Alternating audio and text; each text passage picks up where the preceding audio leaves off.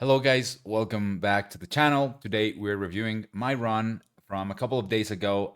It was an online tournament that is called Friday Night Fights. So let's go through the games and see what could have been improved and maybe catch some errors. So grab a cup of coffee, something to drink. This is going to be a long one.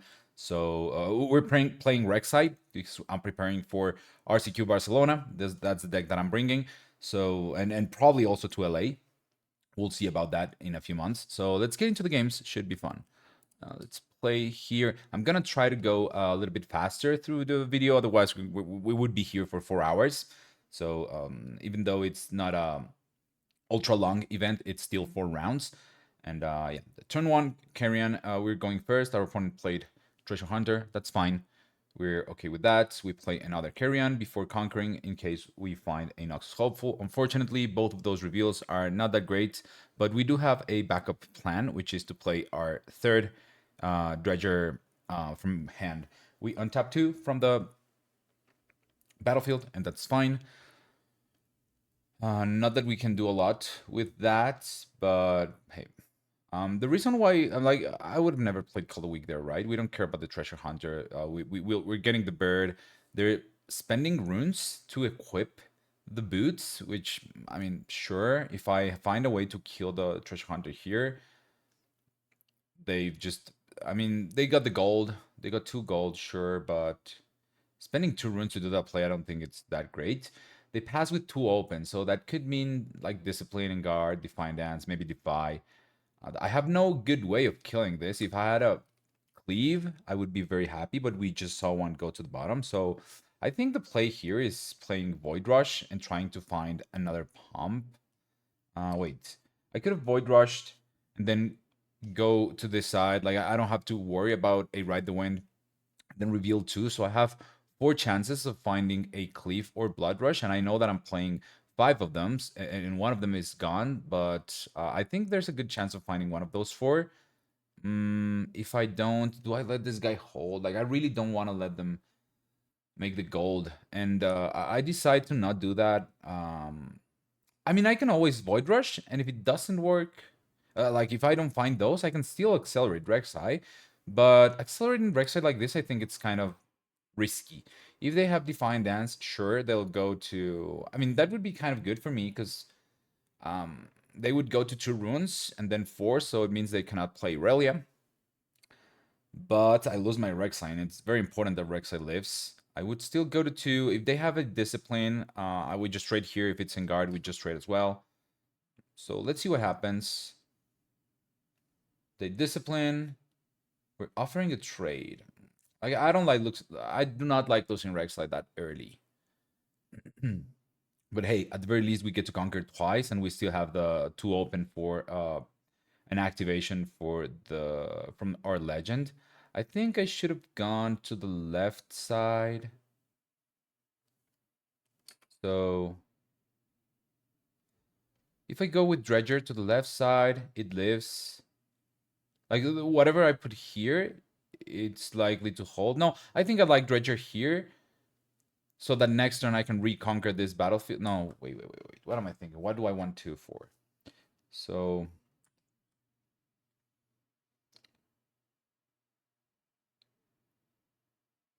they're most likely equipping this 2 and going to this battlefield, killing the Dredger, and then the bird lives.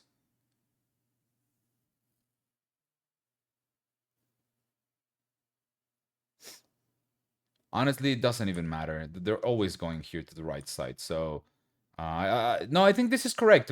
I hold with this, and now I have 2 bodies in the base. So, since they're always going to target and speak, I think this is correct. And let me go back a little bit because the reveal was on the Titan. Wait, what? Oh yeah, it was on the Titan and Cleave. I mean, I would have found the Cleave if I Void Rushed, but... And now I'm gonna Void Rush just to use the 2 floating from the Under Titan. Unfortunately, I cannot find 2 drops, but I do find 1, so I can play that for free. And if I had another one, like a Noxus Hopeful, like it would be an insane board.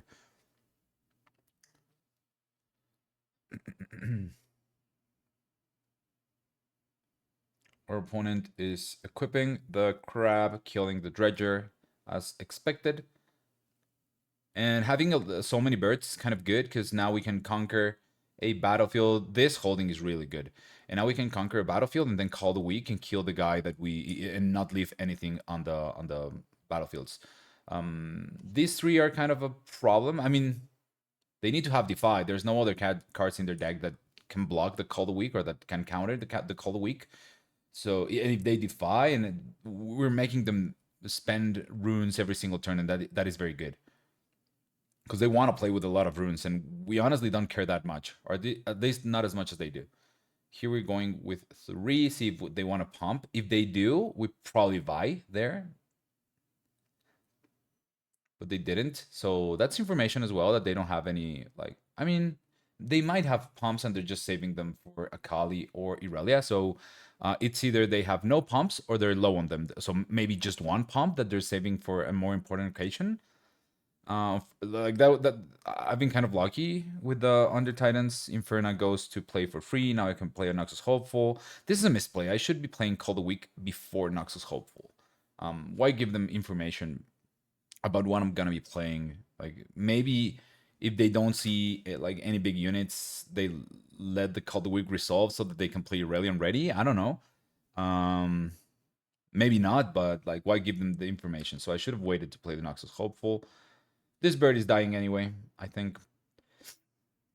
And we're 5-3. He goes to 4. Next turn, we only care about going to 6. Okay, so no Irelia. So that probably means no Defy either. Yeah, this looks like no Defy to me because they're exposing the Akali, not even equipping the boots, so they're probably letting this die and trading for the hopeful, so that like if I go here with the hopeful and the bird, they just kill the hopeful, and if they have a pump, great for me. I play the vibe, but they've seen my hand with the crab, so I think they have no way of responding to this vibe, and they're letting this die, and they want to keep runes so that next turn they can ready Aurelia with the boots.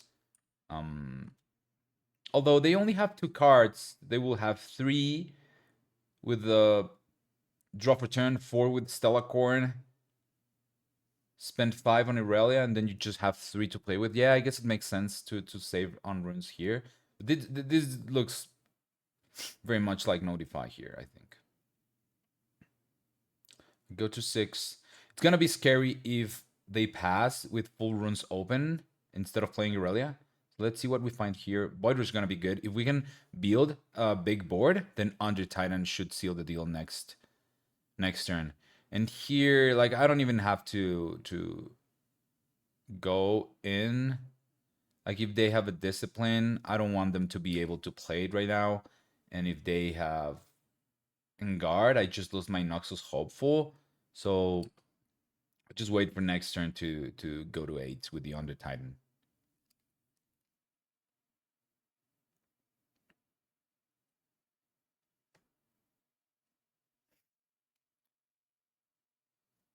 Let me fast forward here. This is looking very good for us. They move in with Treasure Hunter and Stellar Corn to draw a card, create a gold.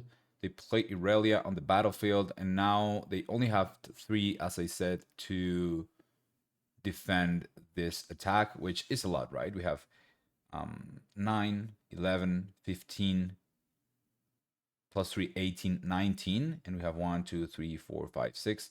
So 19 plus 12 is 31. Unfortunately, we cannot double card this turn. We cannot double buy or Under Titan buy. That would be very good. Let me fast forward here a little bit. We draw, they do nothing else. So no hidden cards, which is good. And we draw another grayback. I think here we just Under Titan, attack 1 battlefield, reveal from the top, see what happens. And I think we've only seen 2 cleaves, right? Or two pump spells. So we're kind of likely to be finding another one. Maybe Blood Rush would be great. Another Call the Week would also be great. What else? The third Void Rush to find any of those. Hidden Blade, obviously. So there's a lot of outs here. I mean, currently I think I'm winning, right? In terms of might. They just have 4, 10, 14. So I'm gonna go here with Inferna, seems like, see what happens. Thinking right now I'm a Inferna's a 6. So I have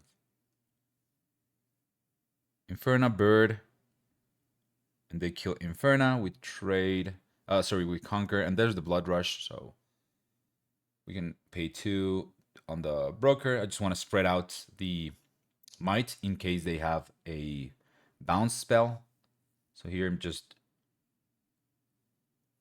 making sure I have all my might correctly displayed. And that's quite a bit, right? That's 21 plus 5, that's 26. Yeah, I think there's no way. Let's fast forward here. We win that one. Bringing Decree, which has been very good against purple decks. Maybe they side in Vex, which would be kind of annoying. Getting rid of a couple of Dredgers. They're very good on Warcamp, to be honest. And I got rid of Vi, right? Yeah. Since I know they might be playing Vex and the Rockfall Path. This is a very, very good hand to start with.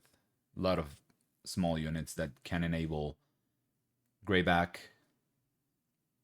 Bryn here will be very good. Eventually.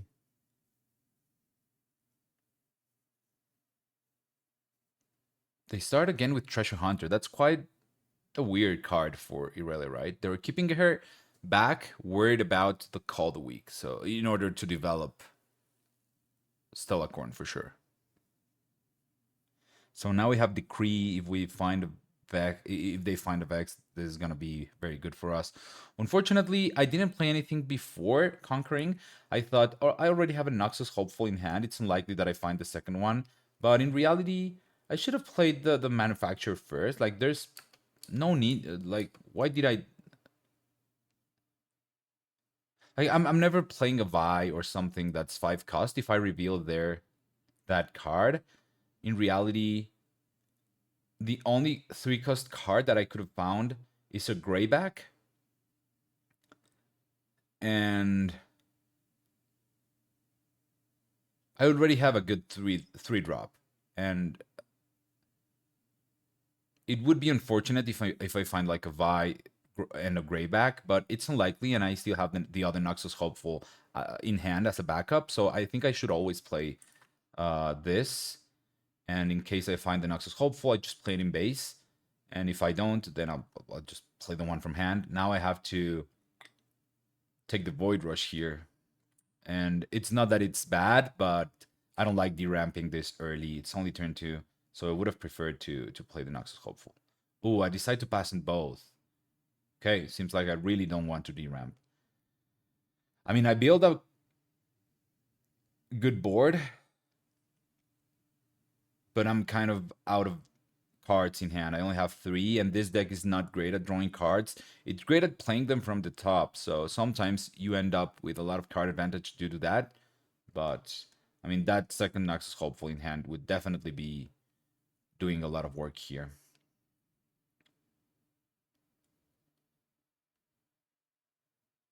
Here we can kill Stellacorn with Noxus Hopeful, and if they play a trick which is Cleave, sounds reasonable. This looks like a Tide Turner to me.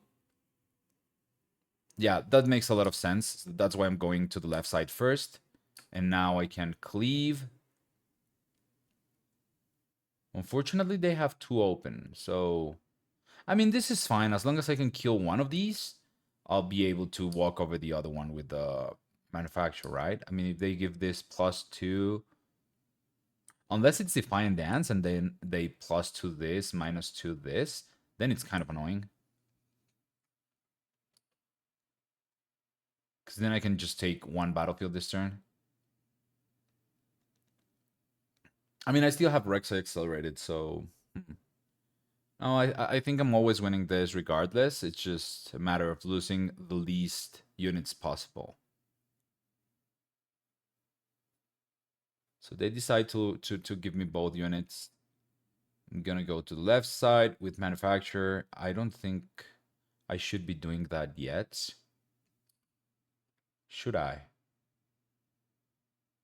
I mean, there's a possibility that I don't get to conquer here on the right side.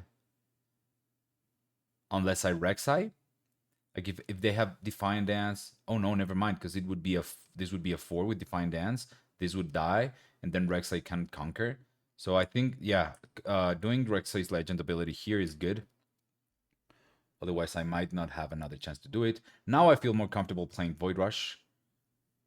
Here I'm just counting mana. I have 4 up. I think I should be playing Manufacturer and sending him... Oh no, I cannot play Inferno on Rockable Path. So, I mean, I will be playing both for sure, right?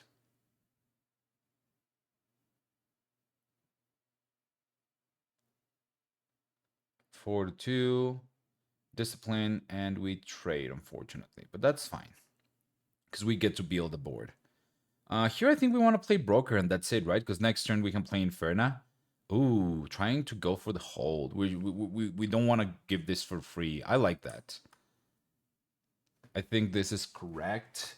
Even if we die, if they decide to go here and pump, next turn we just walk in here with the Recruit and Inferna, and we have a great attack on the Stellacorn. And we get a gold. That's perfectly fine, because all of this means that they're now developing a bigger, more scary unit.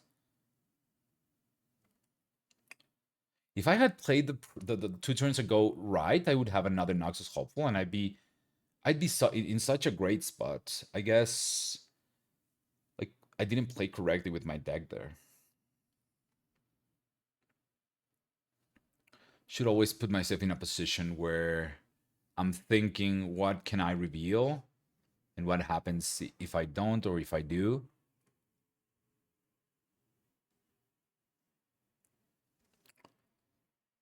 And now they have they have 1 rune, so this is a 3 on defense with a Defiant Dance would be a 5 minus my Inferna attacks here with this. Interesting. Yeah, I guess I wanna find a cleave or something before attacking the Stellacorn. I want to make sure I can kill her even past a Defiant Dance. So I'm just assuming this is a 5. And I need a plan to do so. Oh, okay. Sure. I mean, this is fine. I thought, like, maybe I can go here, see what I reveal, and then decide if I play Rek'Sai or not afterwards, because it's free. They could also Gust, and then I can kill this for free with Rek'Sai. I don't like playing this Rek'Sai like that. I think I should be looking at the top of my deck before accelerating Rek'Sai so that I can potentially save Rek'Sai for later. And if not, then I'll just play her. Okay, so they decide not to Defiant Dance, so maybe they just don't have it. This is kind of unfortunate.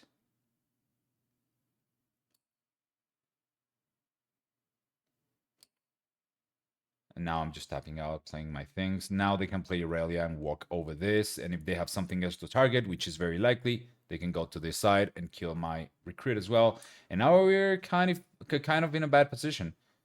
They have another Stellacorn, of course. They've drawn a million cards, right? Rides the Wind. There. Oh, they're gonna draw so much. And they're at 6, which is not great for us. That Ride the Wind was kind of very bad for us. Now there's nothing I can... I mean, I can safely go here and do Legends ability, because there's no other Noxus Hopeful in the deck to be found. I have 2 floating. Honestly, I think I should have played Under Titan there, right? I mean, I can play Brain here right now and just try to hold a battlefield. I'm eating Inferno.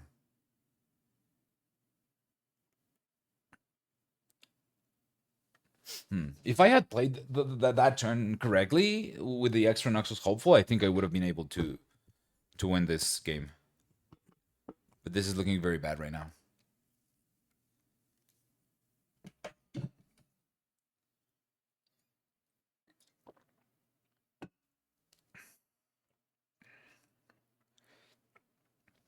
So they could attack here, kill my Greyback, then play Relia, attach the boots.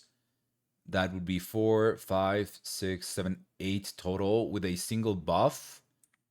They could walk in here. Sorry.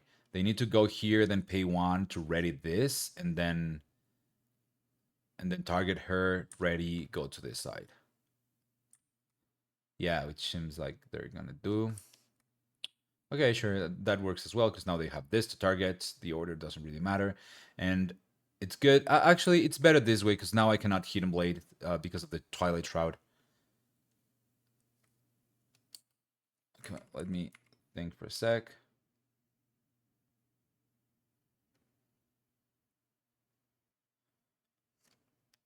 Never mind. It's more than enough, right? It's gonna be an 11. Yeah, so slight misplay, I think, cost me the game. Other than that, I don't think I took too many risks, or I didn't see anything that was like blatantly trolling. So I think overall, um, just a couple of things that need to be polished. I didn't see any Vex, but I'm not sure I should be playing Vi. I just think they didn't draw it. Bryn here is very good against Irelia, obviously. Darius is a card that I've been trying and I've been liking a lot.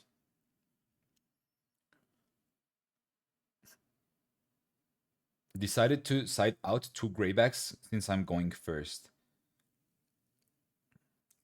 Since we're only playing 2 Bryn here, so I'm okay keeping one of them in my initial hand. Because we're likely... I was about to say, like, it's unlikely that we find the other one, and we really want her to close the game easily, but we draw into the second one immediately. It's not a problem, though. We can use both of them for sure. So, play Inferna, then go there. We're gonna C2. I don't think we want any of these, so they should be going to the bottom. We want to find another 2-drop, ideally.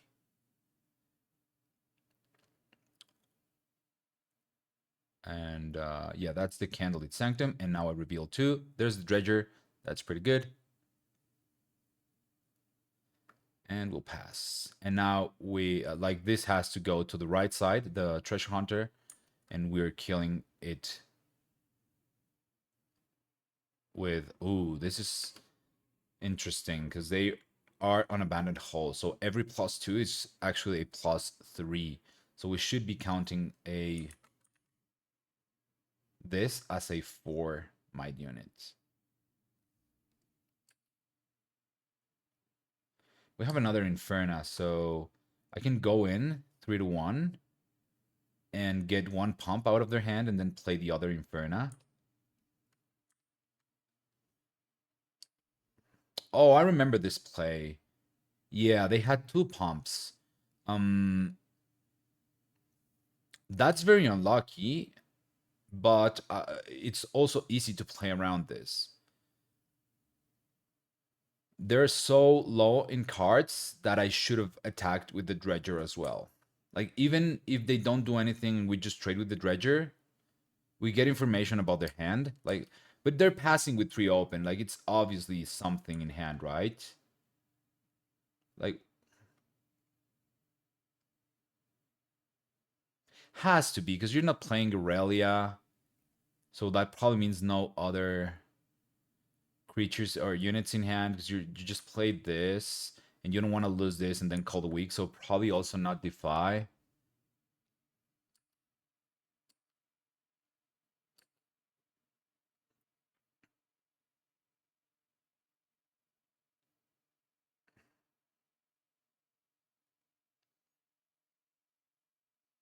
Did they just draw into that? Oh no, they didn't. That's unfortunate. I should have attacked with this guy as well. That's bad for me. I mean, I'm at 2, so it's not really the end of the world. The problem is they're going to 3, then we're going to 4, then they're going to 5, then we're going to 6, then they're going to 7, and we still win. But in order for us to be able to do that, we have to score twice every single turn from now on. And that's going to be quite hard with our hand.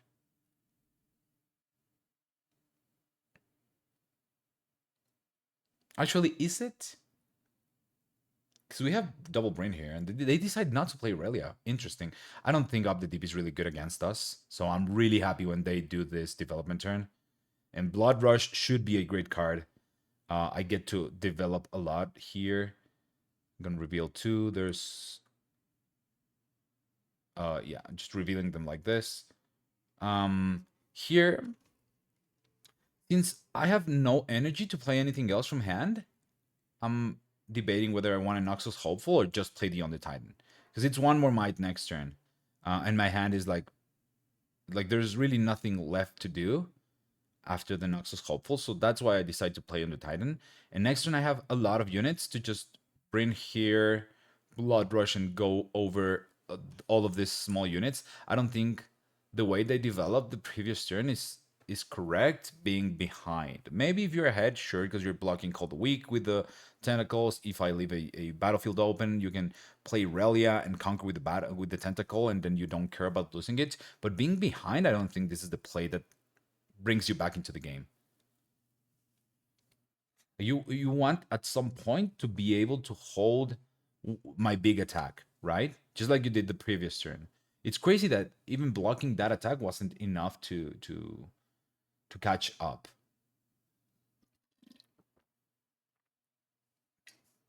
He's drawing a lot of cards here.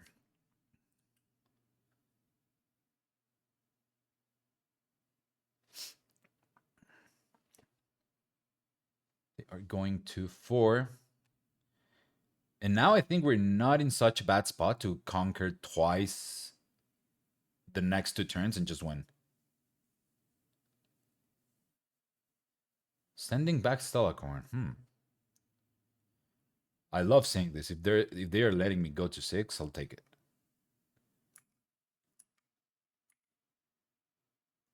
I mean, that looks like a ride the wind to me, right?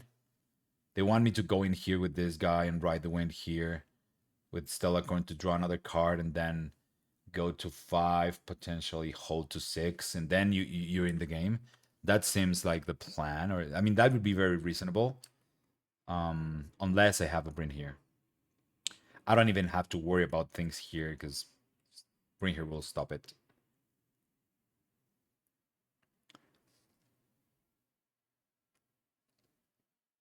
They decide not to do anything, so now I just want to conquer with the least units as possible, or with the least resources. Yeah, I think I want to kill the boots with this salvage. I mean, I can send. Oh wow, I didn't. Oh, that's unlucky. I should have kept the salvage at the very least from the because the first 2 I saw from the candlelit. So keeping 1. I mean, I guess I got fixated on just playing more units because I've drawn my big units, so it's not unlikely that I find smaller ones, right? And now I only have 5 units to swing back next turn. It's still a lot of might, but I can get star-crossed, so it might be not enough. Brain here, Hidden Blade is just dumb. Against Irelia, it's dumb. You can let her, you Brain here, you let her just waste all their pumps just to be Hidden Bladed.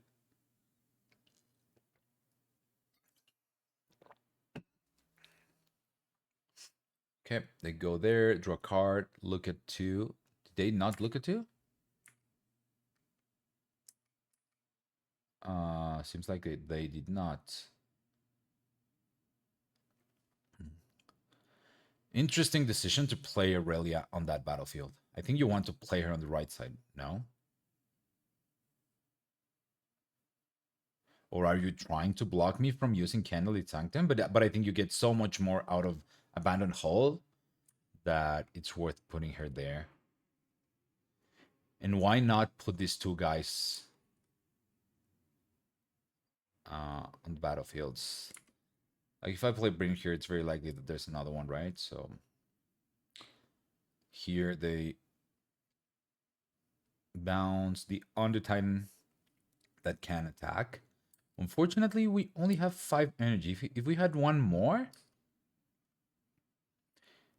we would have been able to do Bring here plus Under Titan, and that would be insanely good. Okay, they're pumping their units, so we currently don't have enough might because this Bring here has been shrunk to 3. If Aurelia was in this battlefield, they would have an extra +4 because this gives +1, and then for the targeting, it's another +1. So, oh, actually, no, it would be +6 because they've played 3 spells. So this would be a 14. Not that it matters really because I have Hidden Blade, but if I didn't have Hidden Blade, then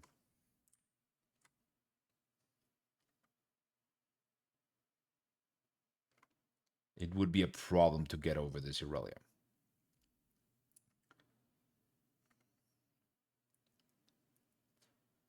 And here I'm just doing math, but I'm sure there's a way to do this. I want to probably go here first to conquer C2, then find another unit that I can play and accelerate. Any 4-cost unit or less would be fine.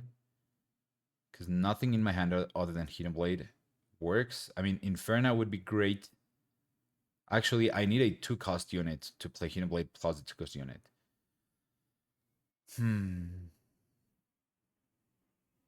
So I guess it's 3, 4, 5, 6. I go with everything to this side. Like if anything lifts, it has to be the tentacle. So I have to go to the left side, kill with Hidden Blade the Aurelia, then look at 4 cards and find a 2-drop.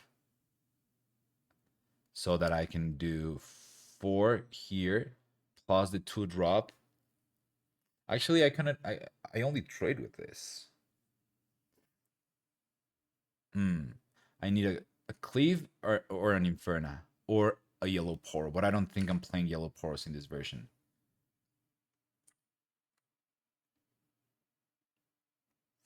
I was also thinking that maybe I can attack here on the left side with something and Hidden Blade during the showdown to get the +1.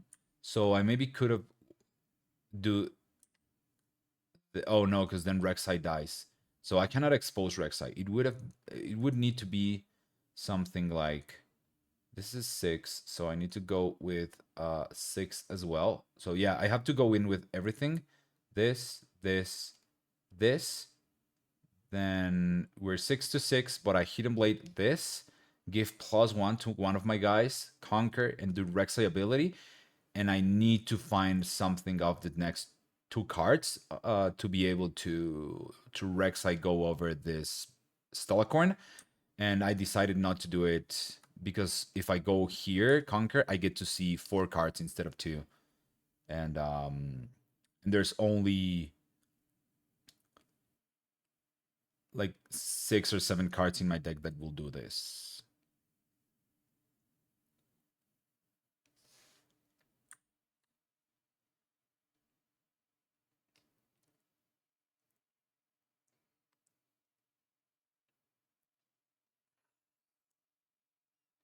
This is being a very close game 3. So I'm gonna do 2 first. There's a cleave, perfect. Actually, both of these work. I guess Noxus Hopeful also does the job, right?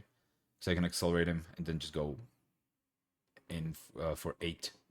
And that's gonna be round 1. Cool.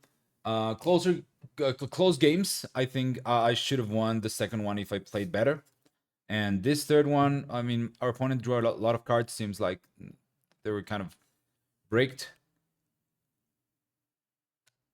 And yeah, we were correct about the Ride the Wind. It was right there in their hand.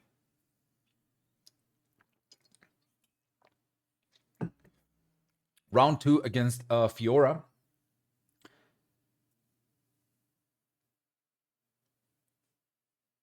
We're playing against Sold Out, which is a very good player. He has played this tournament quite a bit. I think the last time I played this tournament was back in November, but I used to play this every Friday before the game came out in paper. When we used to play in Tabletop Simulator and before even TCG Arena. And nowadays, not a lot of people play it, but it runs most Fridays. So I figured it's good practice. Like any tournament at this point, 1 week away from the RCQ is good practice for me. So we go second, and our turn to play is a manufacturer. This is really annoying, the Sigil of the Storm.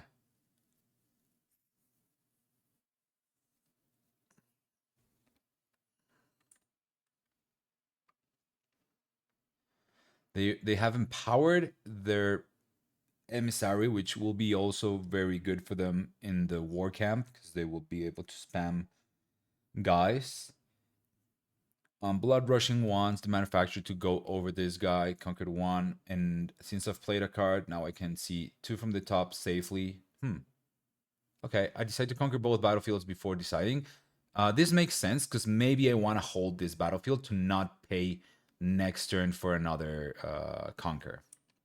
Obviously, you're playing Noxus Hopeful there, and I decided not to hold it because if they go here, it means that they are deramping as well. And sure, they have. Oh, I decided to hold both. Interesting. So I have. I guess this is 3 and 2. We have 5 total, and we have 5 and 5, and they only have 4. They could go into this battlefield, and then they will be a 4 plus 3. They would be 7. So they can kill. They can conquer here, but then we kill probably. I mean, I think we have to kill this guy, right? Even if he makes recruits, like there's no way around it. So we'll leave one recruit, and next turn we can walk here with the bird and Vi.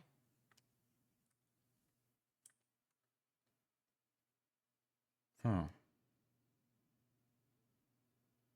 I don't love this, to be honest. I think Noxus Hopeful should be in the back, and this guy should be on the right side battlefield. So if he wants to conquer this, like we're committing as little as possible. And if he wants to conquer, then they have to bring 3 units here, deramp 1, and then they cannot take this battlefield. So I think that's a misplay. Noxus Hopeful should be in the back.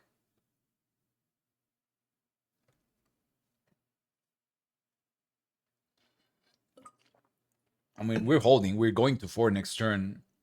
And we're stopping them by quite a bit in terms of scoring. But I think there's, if we can be more efficient with it, it's way better. Onslaught. Ooh, I was not playing around that card. Should be in the future, and they are able to kill both of our units. I mean, I guess I should have thought about something like Punch first, and if they deram twice or 2 runes plus the Conquer, then I'm good with that. But this is quite bad. Yeah, I'm getting punished for playing the Noxus Hopeful there. If they... I mean, they cannot go into this battlefield and conquer, so my plan worked. Sure.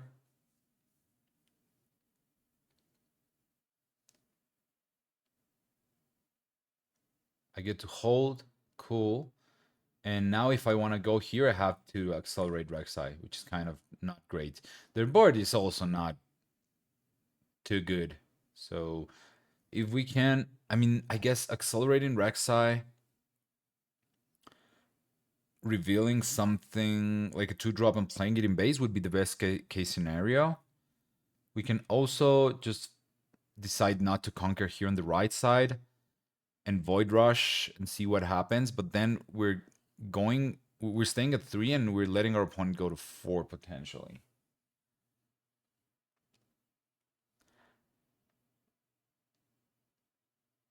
And they don't have a good swing back next turn unless they want to play the +6 from the trash with flow.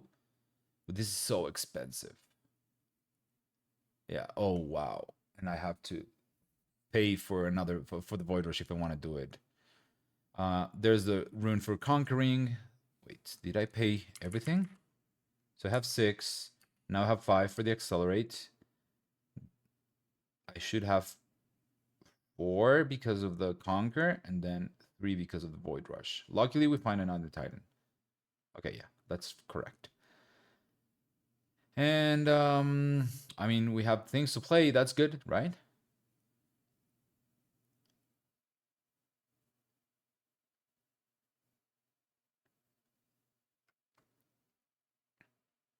They have the thing with flow, so there's no point in putting the gray back here on the battlefield.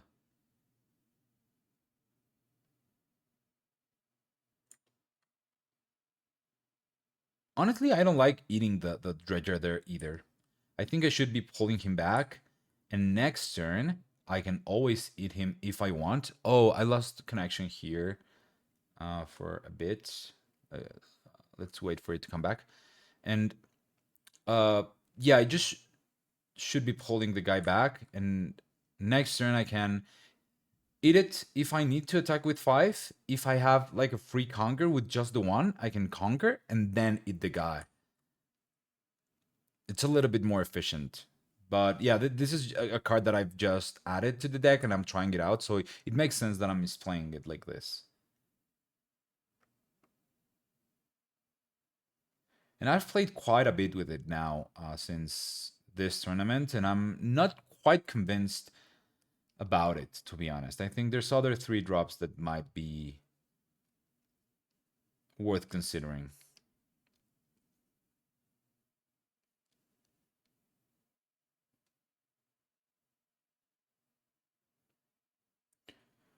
Did they okay, they did play the onslaught from the graveyard, from the trash. They're not developing while doing this, so their board is getting decimated while I'm being able to conquer both and still develop in the back. And now with the blood rush in hand, we can still do it this turn. And I hope that I can develop without spending any runes so that I get a clean Vi turn in a couple turns. They sabotage. Here I'm just hoping that they don't take the blood rush. I really want to go to 6.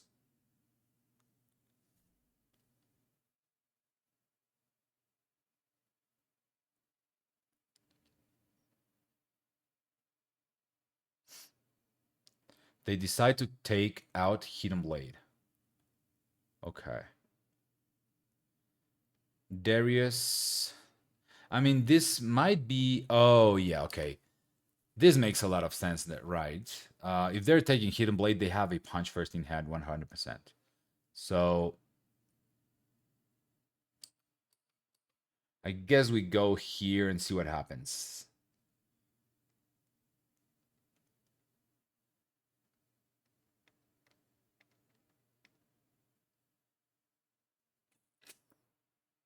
I don't think I should be. Oh, I mean, now I can. I can Blood Rush and cleave my guy.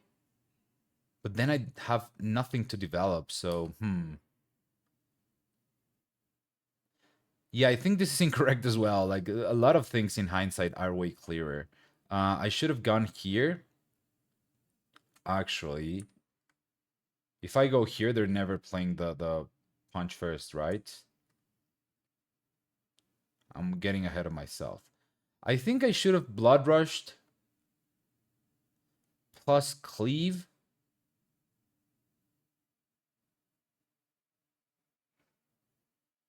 Because if I only blood rush, then they can kill my guy because I'm a 5. So what if I... Yeah, I should blood rush twice, like with repeat and cleave, and then their punch first doesn't matter here. And then I have to play Void Rush and try to find another unit to develop in base because I only have this, but I can eat my guy. Actually, I don't even need to eat it. I can just stay. like that. Yeah, I think I like. Oh no, never mind, because this came from the reveal. Oh, this is interesting. I mean, I guess I should just go here, offer the trade. If they do anything, I let it happen. They've DRAM'd, spent an important card. If they don't, then they might conquer here and DRAMP again next turn. So it's not the end of the world if I don't go to 6. Because in order for them to go to 6, it would mean that they have to play Fiora. They would be at 7 runes, so it's Fiora, and they only have 3 runes sorry, 4 runes to make her mighty, which isn't. It could be BF Sword, so it's not that hard. I think there's a lot of things that could happen there to make her mighty, and then they can just walk over this guy, and I have nothing. No, I think this is fine.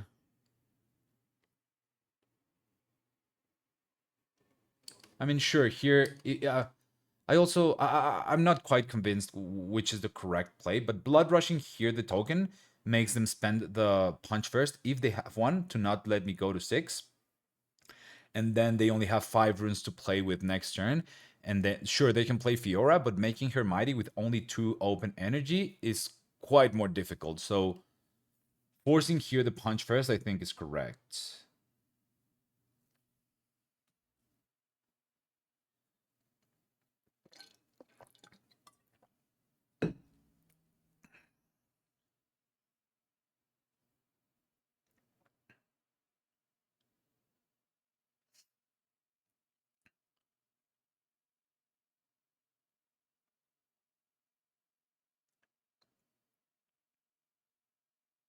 And now for them to go over this guy, it's going to be way more difficult. We can develop a board next turn because we will be at 6. They will be at 7, though.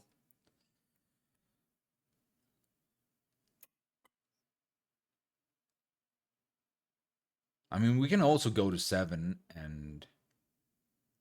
No, I don't think that's correct. Well, let's see what happens here. Let me just fast forward here. Oh, this is where I disconnected. Let me fast forward a lot because I disconnected for like a couple minutes. There we are. So what happened here? They only played auction. Huh, interesting that they're playing auction. We have no gears. Oh, but this is game 1, right? Yeah.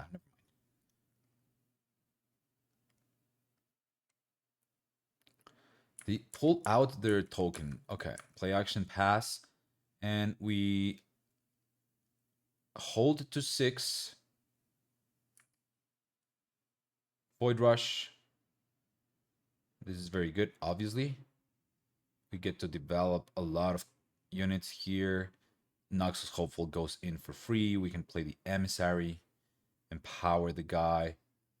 And I'm empowering my Emissary right now to have the 2 tokens available to attack next turn and enable this by.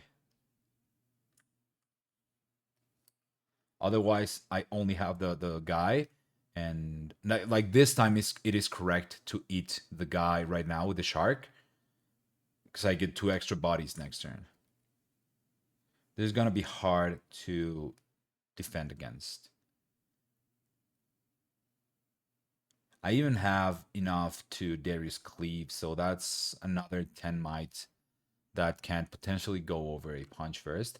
And they only have 2 body runes, so that means that even if they have the cards, the punch first, they can only play 1, and they just concede game 1. Let's go to game 2, bringing in Forerunners, which should be annoying against any non-purple deck. Darius is whatever in this matchup. Salvage, I think, could be good. So I think that they might be playing BF Swords and things like that.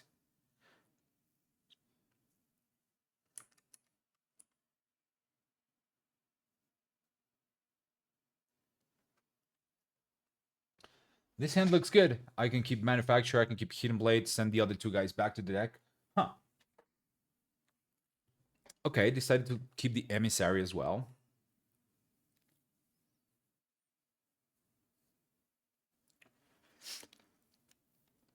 I guess the Emissary is good to fight off in like an equal grounds because they're gonna be playing their emissaries as well. And if we have ours, we should uh, be creating the same amount of tokens, sort of, to be able to fight theirs off. Or that's my reasoning, I guess. Keeping the Hidden Blade, I think, is very good against Fiora. Other than Riposte, I don't think there's a lot of ways they can um like counter it. I guess there's the counter that if I'm targeting a unit on their battlefield, it counters. Repulse, I think, is the name. I guess they could be running that, but other than that, I think we're pretty safe. Here I can kill Emissary. Kind of scary that Kale's going to go into the battlefield where they can empower for one less. I'm playing Cleave before anything else just to be able to play Noxus hopefully if I find it here. Seems like I don't. Fervous Forerunner here is honestly very good. Very early for him to be coming into play. And I'm sure he will be doing a lot of work. And now they can not walk over my Forerunner for free. I don't think I should be deramping here. I'm probably thinking about hiding a card, but I don't think I should. I need to be a bit better at deciding whether or not I want to hide a card before I'm tapped out. Otherwise, I'm just giving them information that I do have a hidden card, and it's very obvious which one it is in Rek'sai. So they're empowering all the way this scale and hiding a card. So it could be a Hidden Blade, could be on in orange. I think there's nothing they want to be playing. It could be a pack a cob, but I don't think they're playing that card. In yellow, it could be the one from Origins that stuns one unit on either side. Could be a Hidden Blade. Could be the new cannon.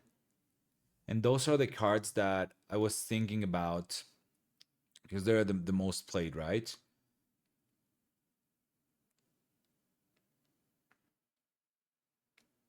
I decide to Hidden Blade here because like my thought process is if I let this Kale live, then we're pretty screwed because they're it's gonna go I will never have a better way to kill it other than right now. I don't think I'll ever have enough might to go over this, and they're never gonna tap out again and not protect this guy. Like if they're hiding this, they really want to protect it. So whatever, like, and I'm also one game up, so I'm thinking this might be my best chance to kill this, and I have Forerunner. So even if I don't have energy next turn, I can just use the little energy that I have and develop in base, and I will have the Forerunner or the mechs that it leaves to keep playing until I build up my energy again. But now they don't have their big unit, which they've spent like their entire turn making huge. So that's my reasoning behind this Blade. Here I'm floating the runes to kill her. And I also want to apply as much pressure as possible. Also, that gets rid of whatever hidden card they have. My plan is to conquer here with Rek'sai. So if it's cannon, if it's hidden blade, if it's if it's a spell, it just goes away. If it's a unit, I'm just getting, I'm killing it. I go to 4. Here I'm like digging for an under Titan plus something else. Obviously didn't get it. And I'm keeping these two guys here in case they wanna like punch first, go in, or rampage. Or what's the card called? The +6 that they played the previous game. If they can walk over my first Forerunner, but that means they tap out like 5 of their runes, then I'm cool with it because I can swing back with the mechs. And if Rek'sai holds, then that's super great. But now I'm only at 1 rune. I don't know if that's a correct decision, but I think given the cards that I have in my hand, it's not unreasonable.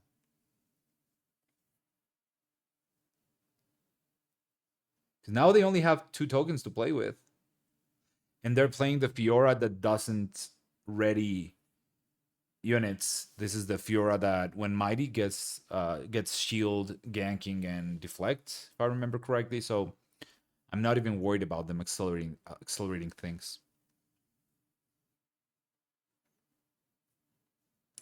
Let's fast forward here a little bit.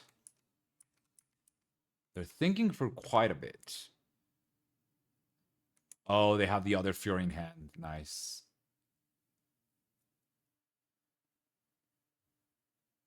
Playing punch first. And this guy to ready the recruit and send him back. Attacking here. First mate, attack here with the big guy. I like this turn a lot because they didn't lose anything other than the recruit or the 2 tokens. Because obviously I'm killing this on the backswing. But like it's quite efficient and I like it a lot.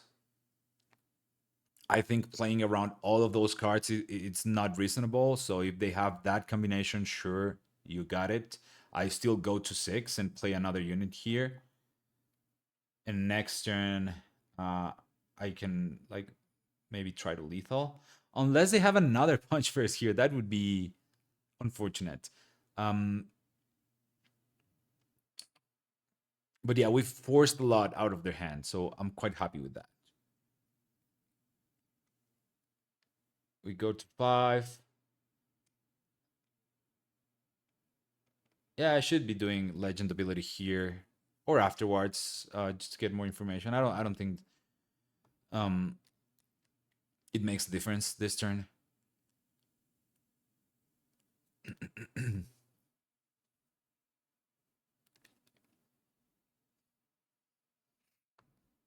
Wait. What did we review? It was Vi and Greyback. Sure, play the Greyback. Eat the mech that is going to get killed on the backswing.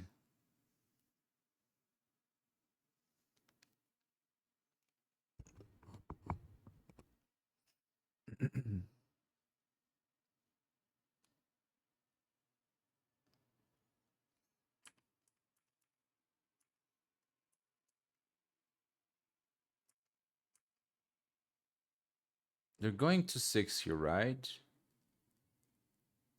Okay. Reading that Fiora is good. She says 7 on defense and 6 on the other side. So how can we do this with only 5 energy?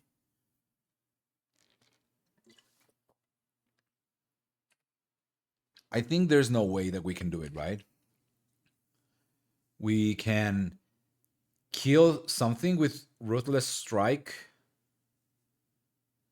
and then go there. Sure. Reveal. I don't hate the Noxus Hopeful here. But there are no cards in our deck that will allow us to conquer both battlefield with just 5 energy in this situation. Actually, wait. Oh no, never mind. Because in this version, I'm not playing any accelerated units, so I'm basically depending on Rek'sai to be able to do so. Any pump here wins.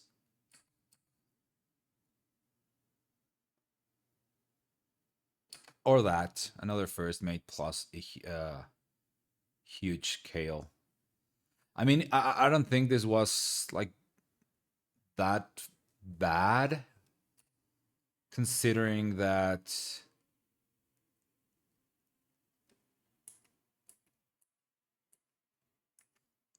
they drew pretty well. Like they did need like first mate plus punch first that turn and the other Fiora in hand. They did have a lot of cards though, but I mean, having that three card combination and for this turn to work, they have to have another first mate or another punch first or another like big pump.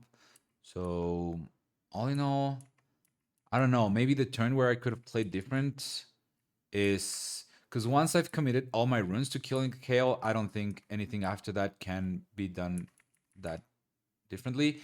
But maybe like also this is a weird deck, so I'm not quite sure how to play against it. And maybe if I knew about that possibility, I could have anticipated better things. So here,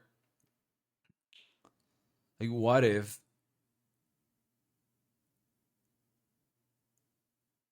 sure, I think this is the better play. Like I cannot let them have this battlefield. What if I instead of playing the Forerunner on the left side?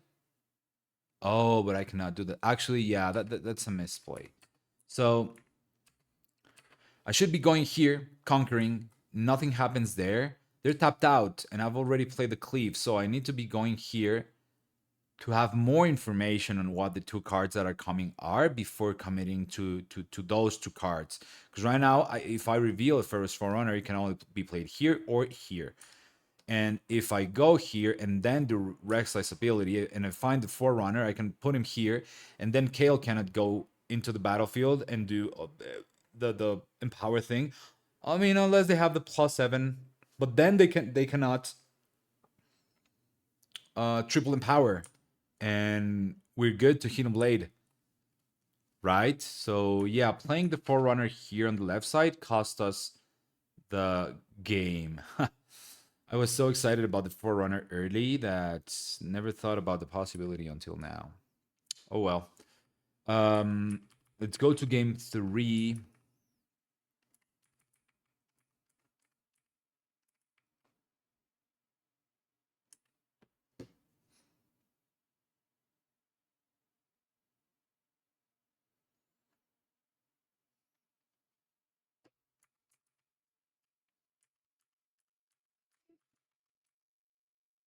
Okay.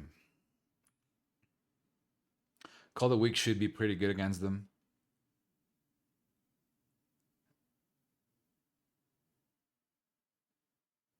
Darius could be good as well to go over that ginormous Kale.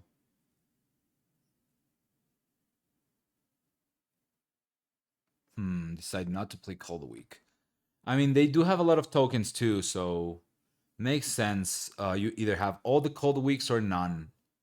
Having just one probably will just get eaten by a token. Here we're going first. So Broker's fine.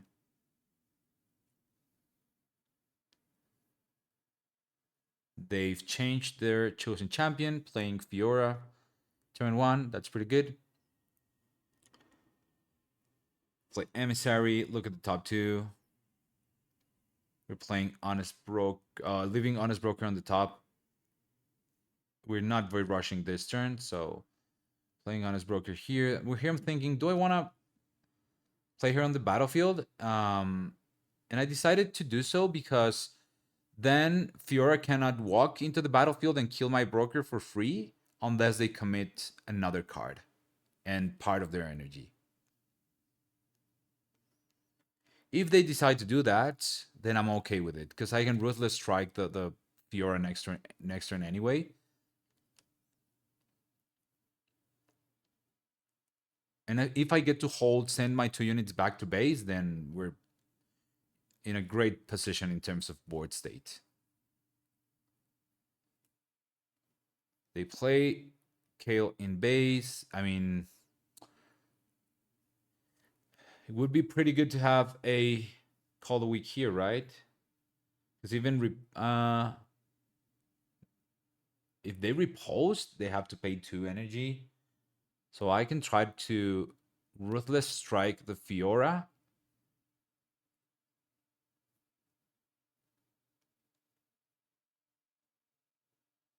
And if I had a Hidden Blade, they would need to repost. I guess they don't have repost because they would have done it to the Ruthless Strike, right? Might be more of a combat trick what they're trying to set up. Or maybe their hand is just kind of bricked. Greyback is really good here. Unfortunately, we cannot empower this guy. So I'm just eating him, otherwise Kale will walk over him.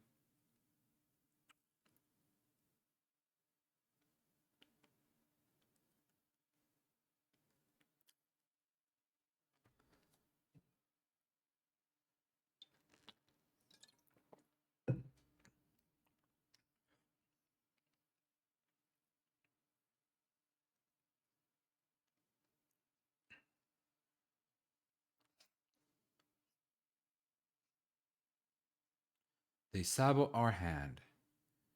The only two possibilities are Strike and Void Rush. What are they taking? Void Rush makes sense. They're empowering the Kale. Okay, sure. Channeling a rune, going to the Candlelit.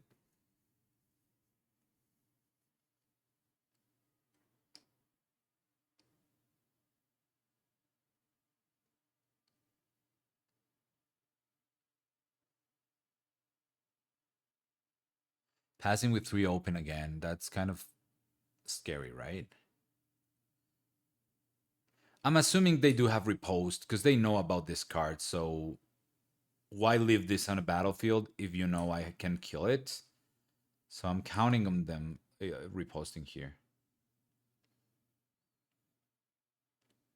Go to the left side. Here I play Rek'sai before anything else because I want to think about accelerating whatever I find and try not to Ruthless Strike the guy, the Kale. They decide to Grim Resolve. And I think the reason why they do it, this is an action speed card. And it gives +3. So this is an 8 this turn. And now they don't have, if they do have repost, they don't have to deramp. And now I cannot kill this with Ruthless Strike. Makes a lot of sense. Because now I cannot just kill with my spell. But I do have 5 might here. A +2, that's 7. They could be at 13 at the most. So if I find a unit that attacks for 6, then we trade.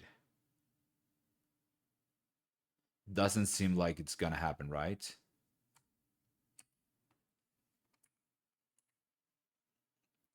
I decide to do the Legends ability right now. I'm also not too sad about being like sitting at 4 points. If they've spent a card just to protect the Kyle like that while I'm not losing anything, I'll take that. Just a card for free to protect their unit and their runes.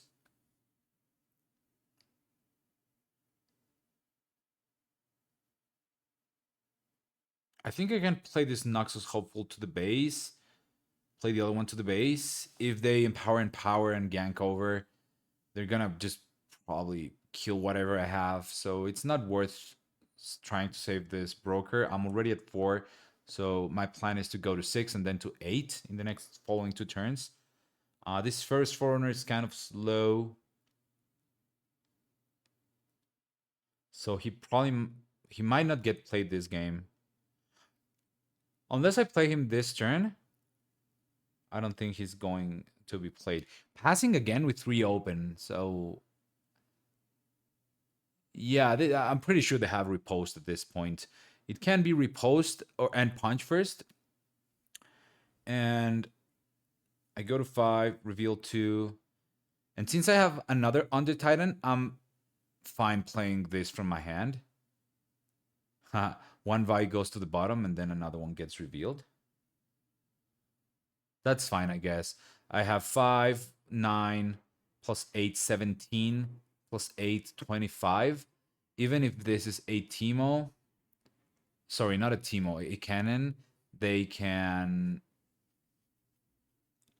um, stun my guy. And this should only cost me 4 because of the discount that it gets from itself. I can go in and ruthless strike, discarding the manufacturer to deal an extra 5 if this is a cannon. So I only need to go over 9 plus 5. That's 14 potentially. So this is dying for sure. And since I didn't play any spells, they don't get any additional might from a potential repost.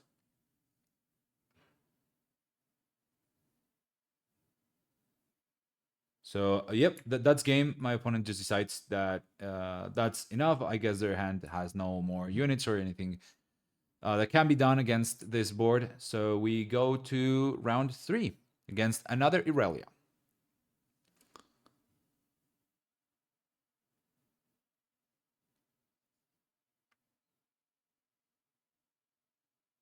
They play Ty Turner and pass. We're going second. We have a shark to be played. Cool. Double GA. Interesting. It's gonna be annoying to deal with.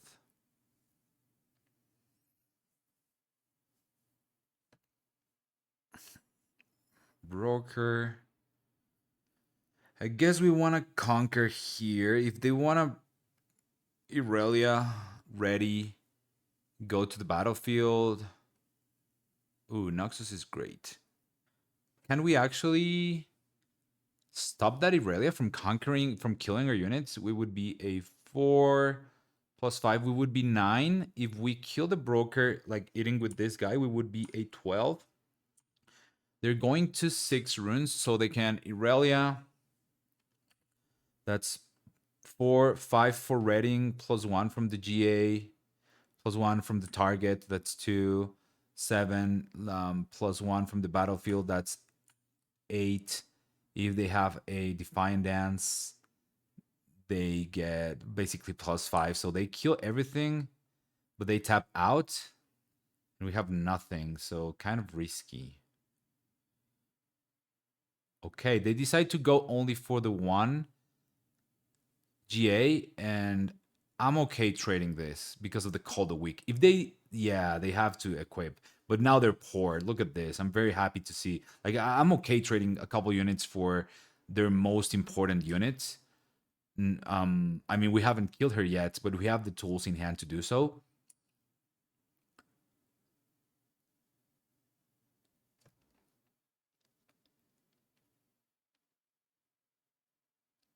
And we have so many runes, and they're at 3.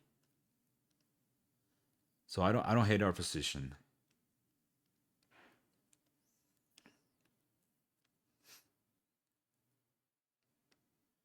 Playing Inferna just to kill the Tide Turner and conquer.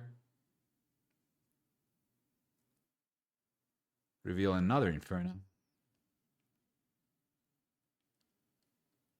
Triple Inferna in base. I mean, we could do Inferna Rek'sai in base. That seems fine. We can also call the week here because the Inferna that's on the Warcamp is gonna die for sure.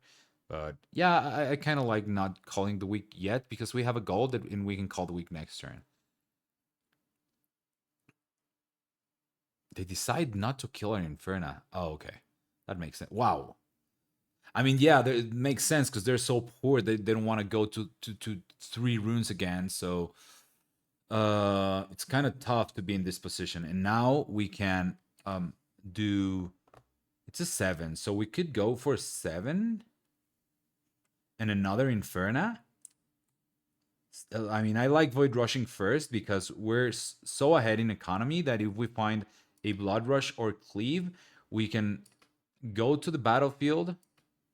We can actually, oh, there's the Blood Rush. We can Blood Rush first, force a Defy if they have it, and then we can Hidden Blade and then call the week. Oh, I decide not to. Oh no, never mind. It's Void Rush, so I keep the Blood Rush in hand.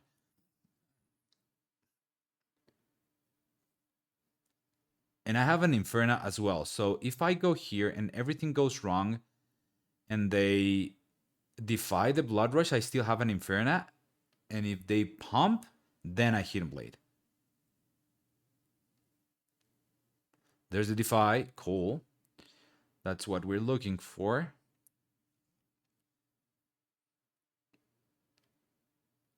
And here the question is, do I want to save my units or no? I think I do, right? Let's Hidden Blade that. Pay Deflect. And they don't have anything else. I get to save my units. Nice. Reveal 2. I cannot play any of those. I need to call the week here.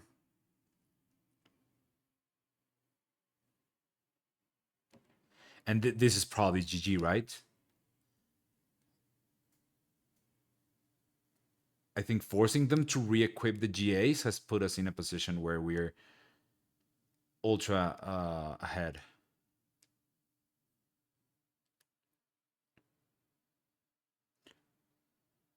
Eat the Inferno, that's gonna die regardless of what happens, and we're already at 6 with another Hidden Blade plus a Blood Rush and an insane board. And we still have Rek'sai to accelerate another unit next turn from the reveal.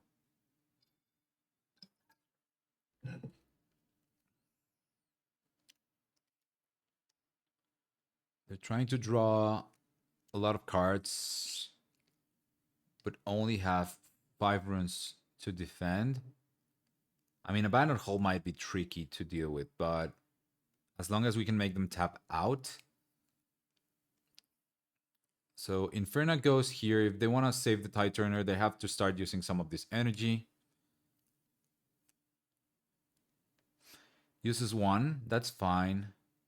I like this. I like the Defiant Dancing the Stellacorn and minusing the Inferna, because you then get the most out of your card. I do Blood Rush the Inferna, and that's still enough to kill the Tide Turner. Go to 7, reveal. Noxus Hopeful gives me more might than Cleave does. And then Darius is a 7, and then I just attack with everything. And I have 5, 9, plus 11. I have 20 total. Okay, minus 7, so 13. And then they do this, and I just Hidden Blade.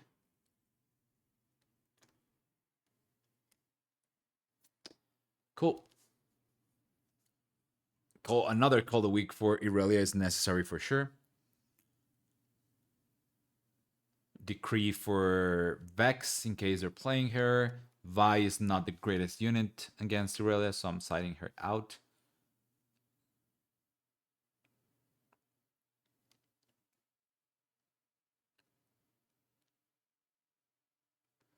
And going second, we're playing Forbidding Waste. Cool. Let's see your hand.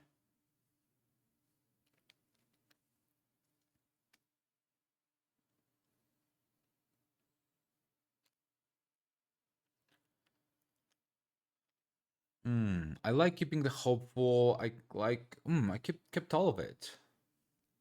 I mean, it does kind of make sense because I can Inferno Noxus hopeful turn 2 in case I don't find anything off of the reveal.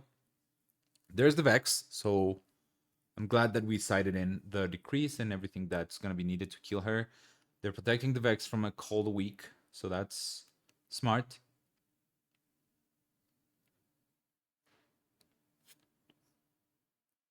The reason why I'm going to the left side is because I want to reveal his Call of the Week, so they must be happy about the GA equip.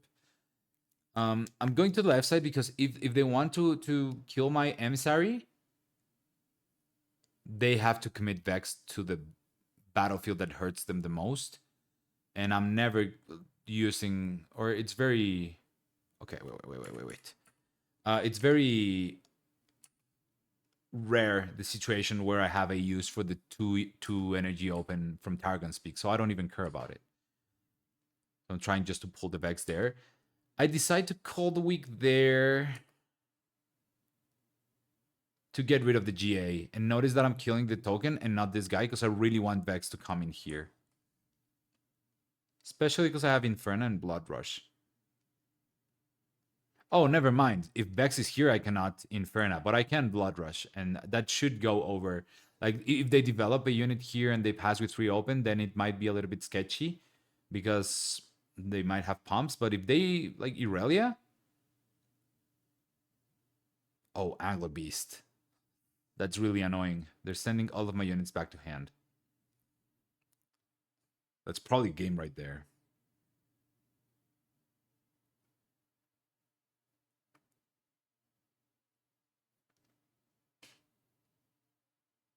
It's probably just Emissary, Noxus, Hopeful, Inferno, no? I mean, I can play... This is 8 Might. The other way around would be 4, 6, 9. Yeah, I think I should have played Inferno and not Rek'sai. Like Inferno and the Emissary.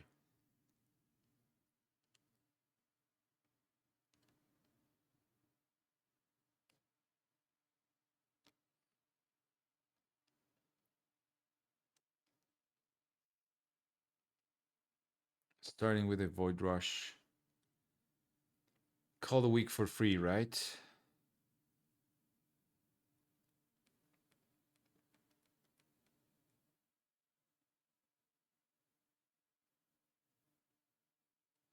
Oh. Yeah, of course. I cannot do Call the Week there because I don't want to lose any of my units.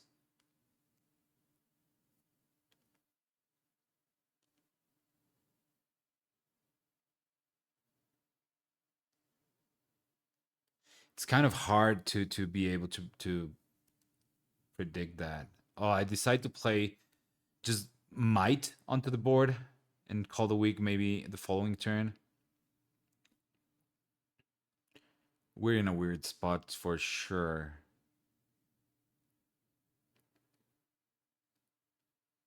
They're ghosting their own Tide Turner to keep the Vex safe. And they're now being the aggressor.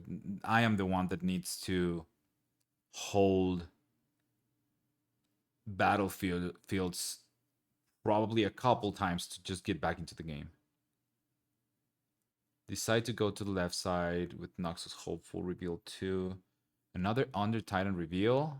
That's very good because I can play Blood Rush for free and attack this guy, see if they want to spend something. Now that Vex is not on the battlefield, I can do the other Inferni if I needed to. I need to really stop them from going to 6. Now I can call the week. Killing the Inferni, interesting. They're for sure killing the Angler Beast here, right? That's their worst unit by far. Unless they have, like, they thought for quite a while about it. So maybe they have Star-Crossed and they were thinking about bouncing it and replaying it. Huh. Could be the case. I don't like that I'm not trying to hold here. I mean, it's very likely that they're going to 6 either way. Like, I'm never catching them off guard here. Irelia, at the very least, is a 4. Doesn't really matter. Playing the Inferno here just to see if I can... This is a Hail Mary. Now it's 4 to my 5. Sure, they kill both guys.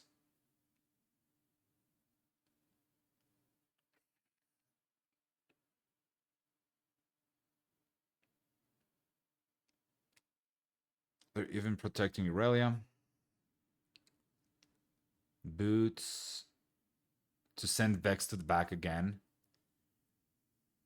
They're bouncing my guys. So I've spent resources on the Emissary, and it being bounced is kind of really bad. And now I have no other options. I have to hold right here.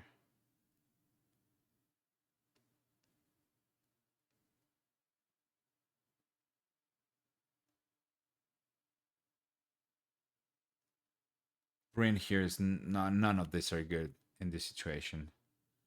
When playing from this far from behind, all the cleaves and blood rushes are useless. So it's unfortunate because we run a lot of them.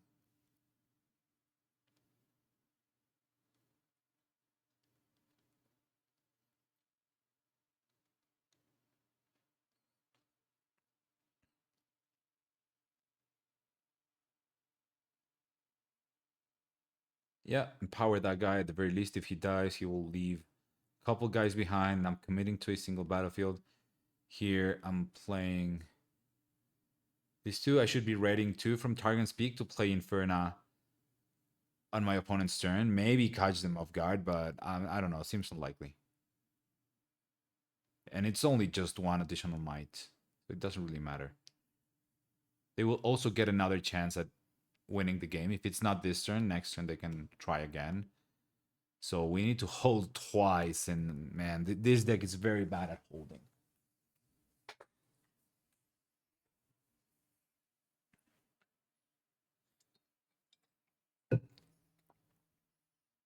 Okay, Twilight Shroud is gonna be it, right? Because they can replay it from the trash, and I'm pretty sure they have more than enough mites right there in the board. They still have to go through 8, the 5, 6, 7, 8, 9. Go there, attach the boots, and go to the other side. That's enough. It's funny how similar this game we lost, just like the one that we lost on round 1 against the other Aurelia.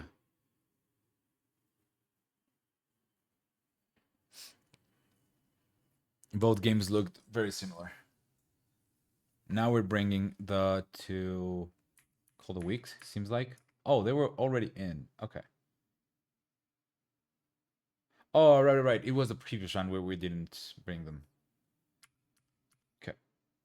This hand looks kind of sweet. We sent back a Dredger. We could honestly keep the Broker, but I kind of like Greyback eating the Dredger. Noxus Hopeful is also great. The only thing I don't like about this hand is drawing on the Titan.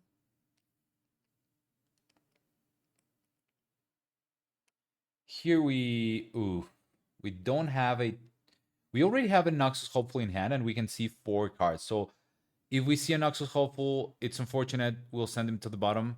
If we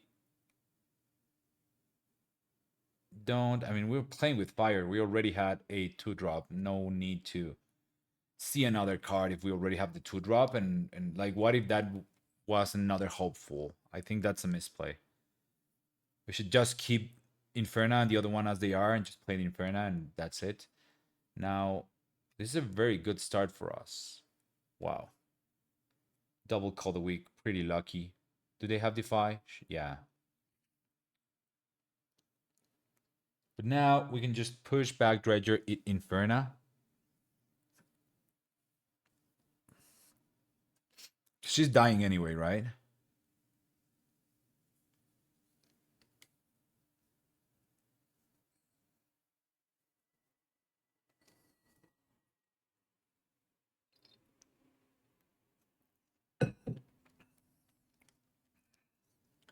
Okay, passing with 2 up. We have a free conquer here on the left side with the Dredger. We have Blood Rush, so even attacking here with the Shark is fine.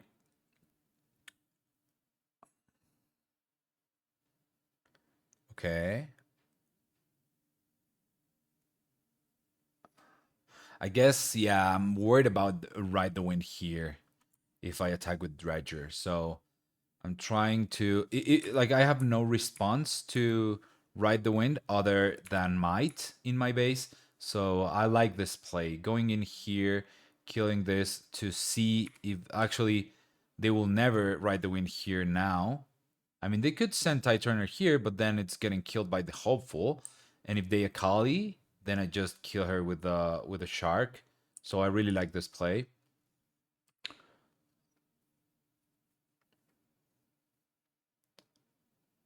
There's another Hopeful, perfect. And now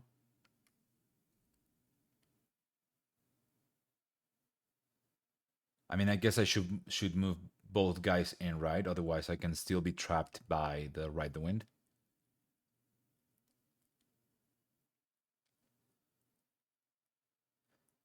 And them going over 9 might seems like quite a bit. I mean, digging for the third hopeful is fine. We can just keep one of those 2 drops and play that for sure. Wait, what happened? Oh no, we already did our legend ability. So yeah, we're. I mean, if we're seeing 2 more and drawing them with Void Rush, I think we can send both to the bottom. Just making sure we have something to play. It makes sense. I can play this guy in power and just pass, or I could even play another Void Rush. I really don't want that Irelia coming into this battlefield, seems like. So, I mean, yeah, sure, Rek'Sai works. So if they spend a lot of energy, a lot of resources, um, like I should be holding to 6, right? Because it's either, unless they have boots. If they have boots, this is a 6. When going here, becomes an 8. Kills this, then target with something ready, go to the other side. Uh, it's a 10. And we have 11, so they would need to commit 2 cards, something like that, or Irelia and ready, and then move her in, and having this in her hand plus bring here Blood Rush seems really good. So let's see what happens.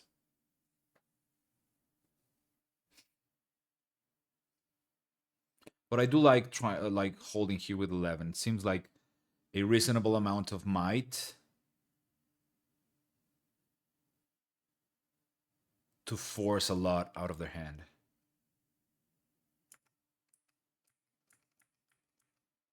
Okay. Decree sends the Greyback back to my hand.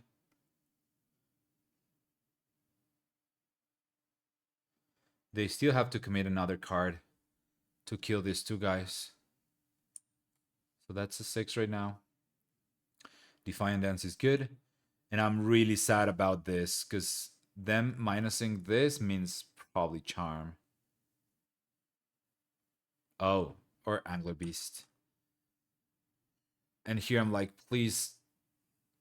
Yeah, they're doing the thing for the battlefield, and I'm like, please don't hide a card because I can go over this 9, right? I right now have 4, and then 4 more from the Blood Rush, but I do have the Void Rush to find whatever and accelerate. And actually, both of the things that I find are pretty okay. I can play this. Oh yeah, no, I overpaid. No, yeah, oh no, I didn't overpay. Never mind.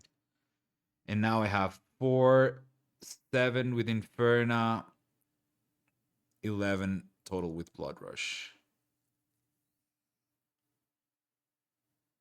And I don't even need to accelerate this guy because I'm already going to 6 and killing this 2. So this is probably game. Next turn, all they can do is Irelia, pass, or Stellacorn ready, tap out again, and then I just go to 8 by playing Brain here. So I think we can skip through this. 9 to 9. Yeah. I'm thinking too much about this one. It's fine if I lose the Rek'Sai, I think.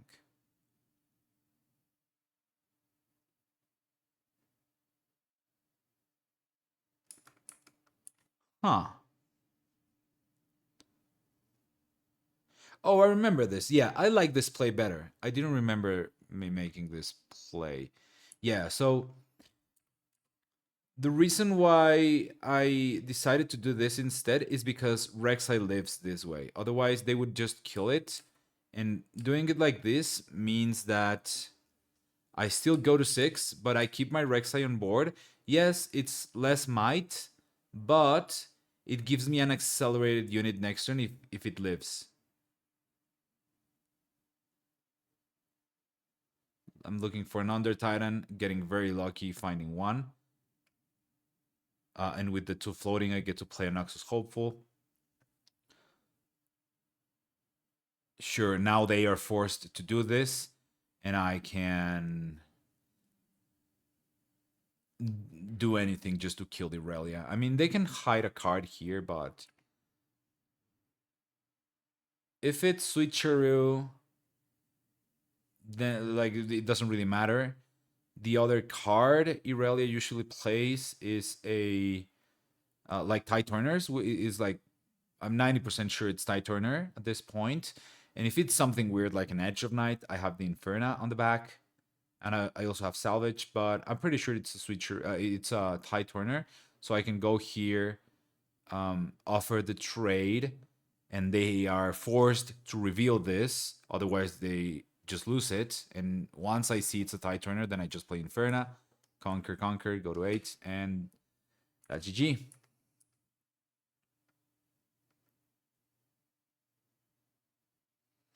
There's the Tide Turner. I show this and then go to the other side, go to 8. Okay, going into the final round. I think I'm learning a lot from this. There's quite a bit of intricacies to this deck that I need to polish and things that I could have done better. Finals is against a Rengar, which is a pretty scary matchup for us, and they've won the die roll, which is kind of unlucky because if they open with the Faithfolk on Star Spring, it's gonna be very difficult to do anything.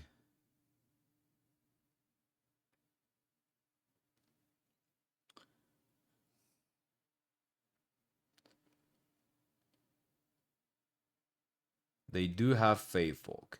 And here I committed a misplay that I've already gone through this game because I think there's a lot of things that could have been done better. This is my first time against Rengar, so or one of my like I haven't played this matchup as much because it just got popularized because like recent results. And I was thinking for some reason that I would be the attacker if they pull me in. Like I already know I'm not, but I don't know why in the moment I'm like, oh sure, if he pulls me in, I'll just blood rush. But it doesn't work that way, and I should have empowered this guy, and then I can play with my 2 tokens. But it's unfortunate that I commit this misplay this early because yeah, it probably like he won't let me play. If he has the correct cards, I've already lost, and that's pretty bad because now they're saving the Faithfolk, killing my guy for free. You see me there over the Blood Rush, but obviously I can play it. I mean, I can, but it won't do much.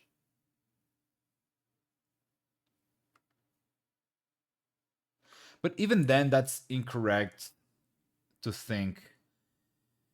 Because if they pull me in, they're always playing like an ambush unit. So unless it's not unless it's something like Inferna, sure we trade, but it's I don't even think they play Infernas, right? Like it's most likely the cat, and we don't even trade because of the +1 from Rengar. And the Faithfolk is already in base, so yeah, pretty big misplay. And now I can just develop, and now I'm like, okay, I'm not gonna do that mistake again. Let's empower. Whatever happens here, at the very least, I'll have some tokens next turn to play with, and I'll pass back to my opponent.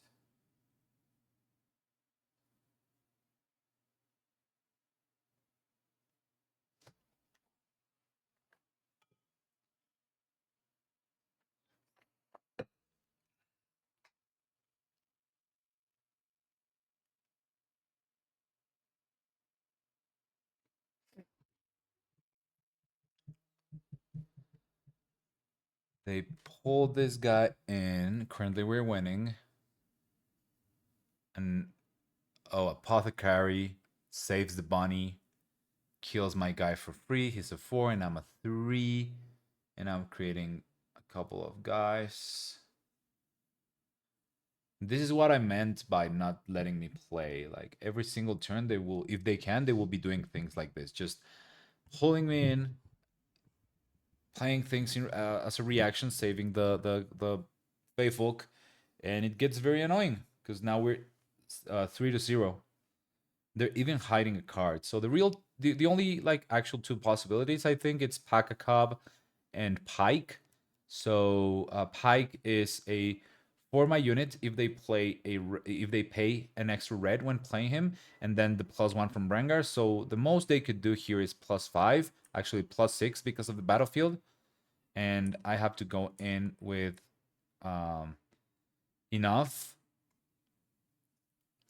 Here I'm just forcing them to play their unit. It is Pakakab.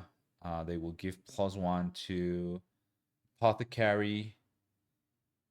And I have not a lot of plays other than playing Vi. But on the backswing, like this Rengar is just killing everything, right? I'm trying to force them to do Rengar, to be honest, so that I can call the weak. Eventually, once they commit to the battlefield, because right now, like I kill these two guys. If next turn I can kill the two guys in the back and then call the weak the Rengar, then I might come back. I might be able to come back to the game, but it seems kind of unlikely, to be honest. Here I'm just playing the Dredger. I don't want them to be able to just play unit and then walk over my Vi. So playing Dredger on the battlefield and even bringing the other one here instead of going to for the point so that they commit the Rengar. Because if I put the Dredger here, she's gonna come to this battlefield and just kill my guy for free, get the point, and on top of all of that, draw a card.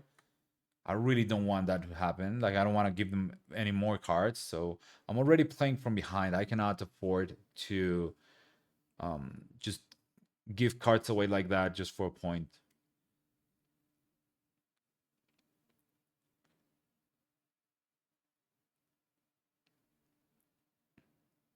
I mean, that's my reasoning, and not that it worked, but maybe it's not the correct approach.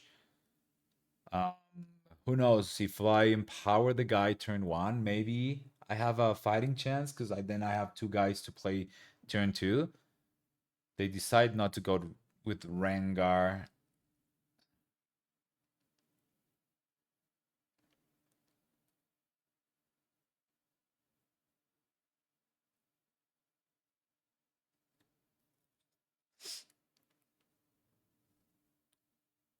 Trading with Vi. I'm like, that's interesting. Are they letting me live here? But no, they have a first mate that would make this a 4-5 with the battlefield, so they can just walk over here and they get to save Rengar for a future turn while still clearing the whole board. And so I really like that play. Rengar is very scary when he's in the chosen champ zone. So not committing the Rengar is kind of like it just keeps the guy there just looking at you, and you eventually will have to face him. So it makes you play very weirdly. I mean, at the very least here, I can kill these two guys with Blood Rush and Inferna. I could even call the weak this guy, but I think that's a misplay, and I cannot afford to make any more misplays if I want to come back into this game.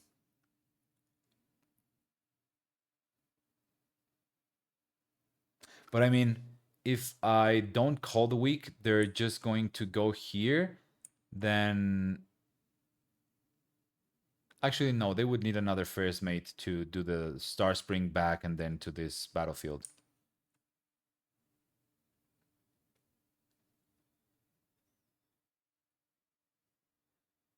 Okay, so I'll go there with Inferna. This is not correct because I'm losing one unit for free. Should have played Blood Rush there. Actually, can I do it?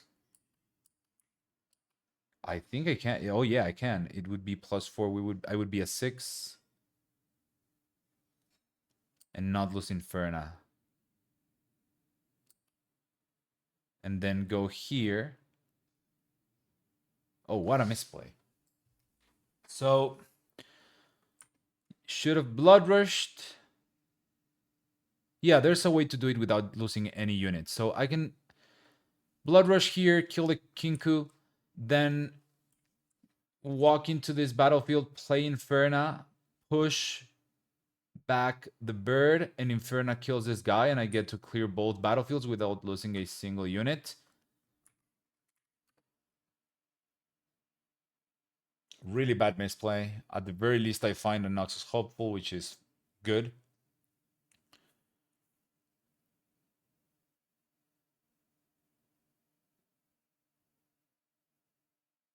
I still need to find a way to force the Rengar out and then kill him. Then I Blood Rush here. Yeah, I'm losing one unit that I shouldn't have. Oh.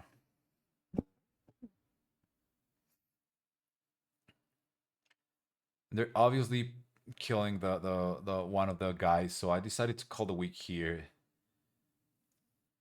Just as a Hail Mary, I guess. But nah, Rengar's gonna come here. Like, he would be a 7 on this battlefield. If I had the Inferna, I can go with 9. I mean, unless they don't have any pump, then I'm back in the game, right? Seems unlikely, but two really bad misplays that I did this game. Here, do I want to accelerate Rek'sai first? Playing Void Rush first. They're already at 6. I think this is another misplay. Maybe I'm tilted about the freaking uh Fae Folk.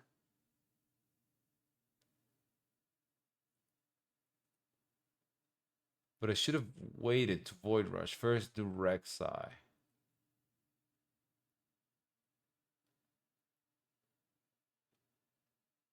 Like, this is like my third Hail Mary. I'm just praying they don't have the pump. But if I played correctly the previous turn, I don't even have to commit the Rek'sai, so... Oh, I'm so mad. Well, I honestly thought... Because the game I was focusing the most was game 2 and 3. They have Nidali. And I didn't quite look at this one because in my head, like sure, the turn 1 play was really bad. The misplay was really bad, not empowering the guy. But then after that, I was just thinking, like, I mean, it's very difficult to fight off the Faithful turn 1 on Star Spring. But no, there's definitely things that I could have done. And now they play this, obviously, because they have 3 open, and that's 12. So I have 4, 5, 9, and then 4 more from Inferna. And I win this combat.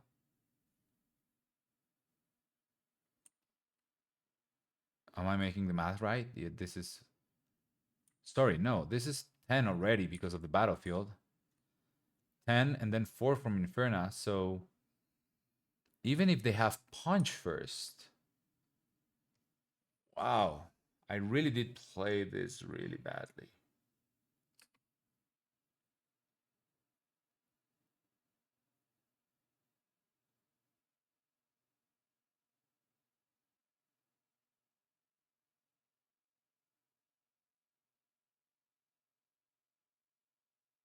They have Pike, and that's game. Man, what a bummer.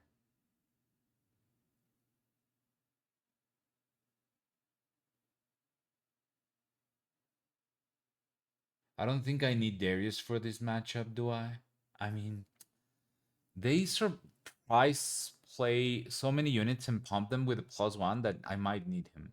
but I'm making my deck way more expensive in terms of energy by keeping all the costly units. Forerunner should be pretty good. If I can slam that turn 3, I'm kind of happy about it.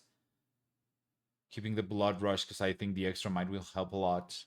So I think it's a very keepable hand. If I had nothing to play, I would be sending the Ferris back. But given I have 2 drop already, well, a couple of them. Actually, no, I did have one. Send one to the bottom and drew another one. I think I can keep this. So that's unfortunate.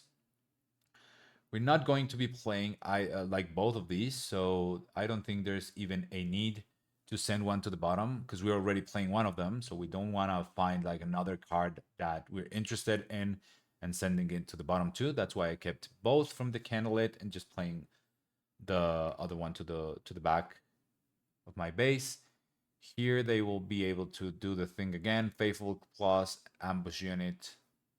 Fortunately, if they do that, they cannot save the Faithful.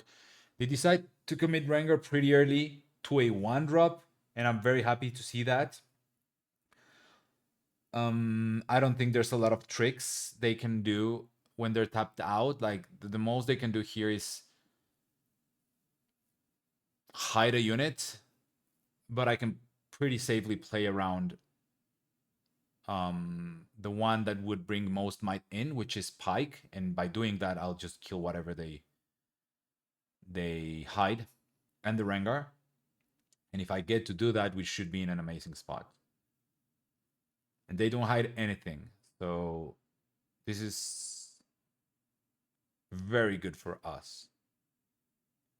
And just blood rushing, trading a blood rush from Rengar for a Rengar. That's insanely good. Now I send this guy to the bottom because I already have a Forerunner, which I'm not even playing this turn, but I'm not mad about it. Because I don't read D-Ramp, I get to clear their board and draw a card. And next turn we can play Forerunner. So so far so good.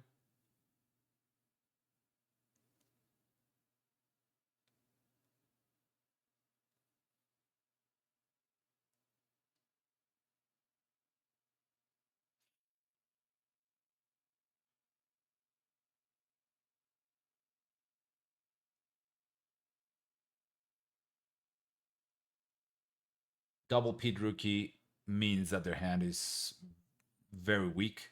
I get to hold to 5, and yeah, this is a great game for us. Get to develop all the way here, and I think this is just unlosable for us right now. With the Under Titan in my hand, I don't even need to go to both battlefields next turn. I can just conquer one, reveal. I can conquer a Candlelit, reveal, develop, play Ferris Forerunner on the Candlelit, and even if they kill the Forerunner, I'll just swing with Under Titan for 8,000.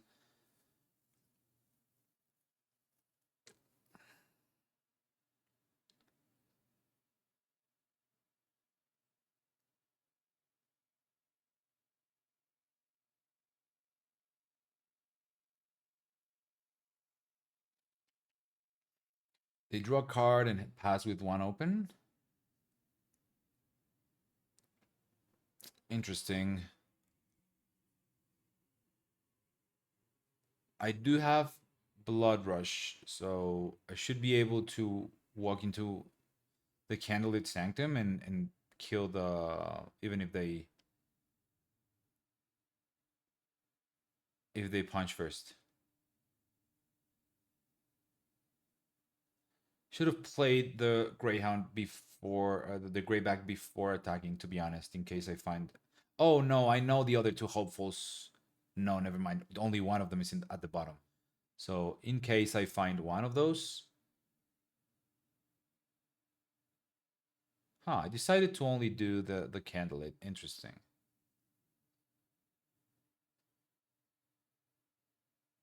Oh, okay. Maybe what happened because this is a game I played several days ago, so I don't remember all the details. Well, I remember like most of it, like not every single detail, but I remember thinking like, oh, I already came. I was expecting a punch first, and I'm like, I'll be playing the Blood Rush, and then actually, does Blood Rush even win this? It's 7 against. It was 7-7, and then we can walk in with the recruit. Like I was expecting something like that to happen, so that's why I didn't play the grayback beforehand. But once they did nothing, I'm like, oh, okay. Then I'll just do the battlefield so that I can um, go to the other battlefield, see what happens before committing anything. And most of the time, I wouldn't even push here, but since I think I can get the punch first out of their hand and just get a unit for free, I'm okay with doing it. Plus drawing another card. And it probably means 2 cards, right? Because I go to 7. Next turn, I can draw from the 8th point, and then yeah, there's the punch first. Okay. Okay, just letting the guy die. No problem.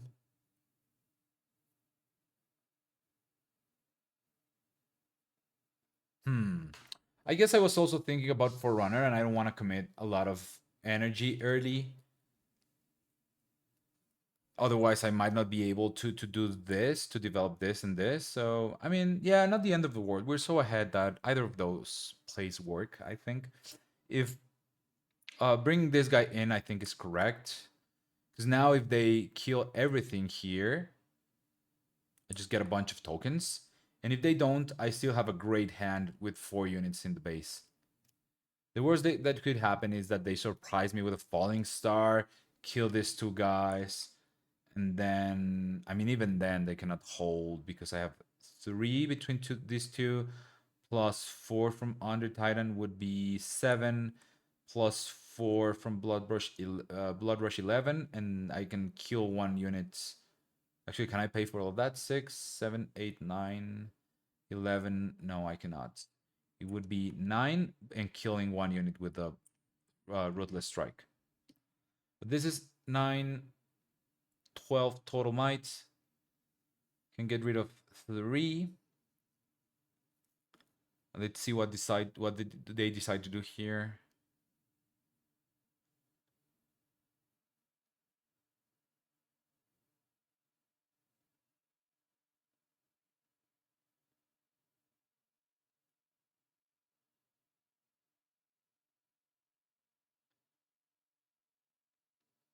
Thrill of the Hunt, replaying the Kinku here. So isn't it better to do Kaisa here, give +1 to this guy, so that you have more might? Let me just count. You would have 8 plus 6, that's 14, plus 3, 17.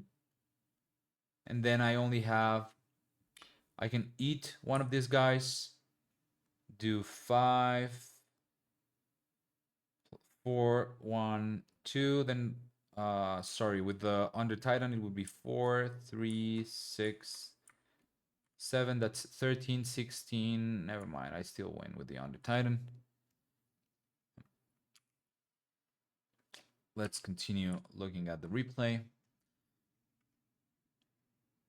So, yeah, if we can make the opponent commit the Rengar early, we can play freely. But as long as the Rengar is in the champion zone, it's very annoying. And I need to put in way more reps against Rengar because I think it's gonna be popular.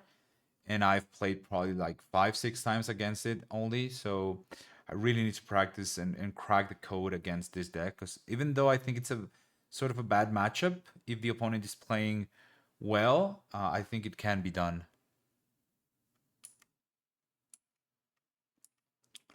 Here you can see me. I don't even know which side out, what side in. I guess that makes sense. I mean, Vi could have been very helpful, I think. Under Titan sure has to go. Call the Week is good. I think I keep the other 3 cards.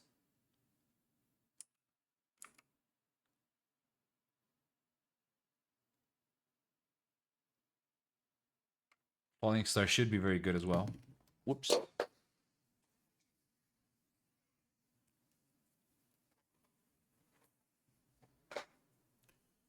So manufacturer turn one, going second, pretty standard. That's great. Opponent played Pit Rookie, so no Faithful, and I'm happy to see that.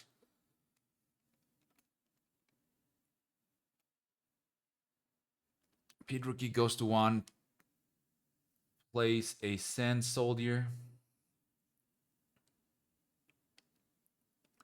Replaying Pit Rookie. So my read right now is that they don't have like a lot of small units in their hand, so probably they have like pump spells and big units. So maybe a Kaisa, maybe a Punch first, maybe a Nidali, maybe some hidden cards like Paka Cup, although or Pike that you don't want to necessarily play this early. Here I'm going 5-3. Want to see if they want to punch first. I don't think so. It's too early for that. We've played one card, so I'm okay revealing right now with Rek'sai.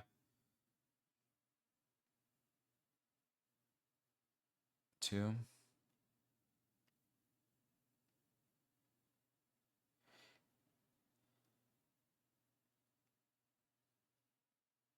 And here I don't want the Pit Rookie to walk over my recruit. So they have to... Actually, this is bad, right? Again, I should have waited to do the legend ability afterwards. Like, there's no need to do it right now. And even then, do I really want to play Dredger or Greyback?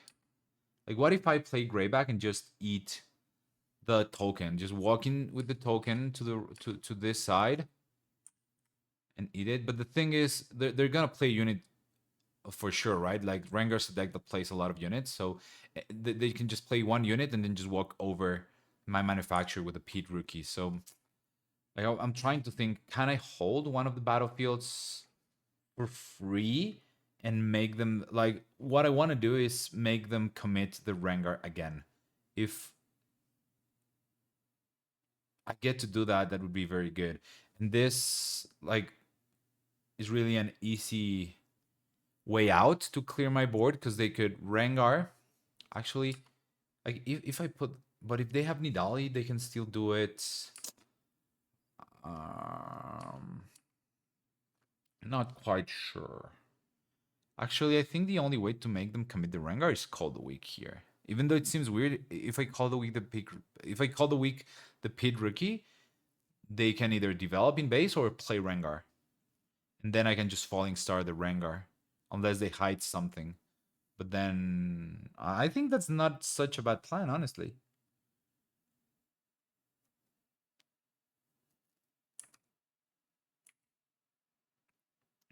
Okay, they do have Inferna. Clear my board cleanly. They only have 4 open now, so sending back Pit Rookie.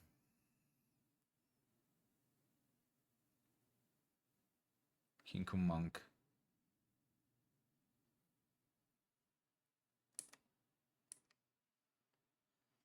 And here, I mean, I can clear the board for sure and make them commit the Rengar, no?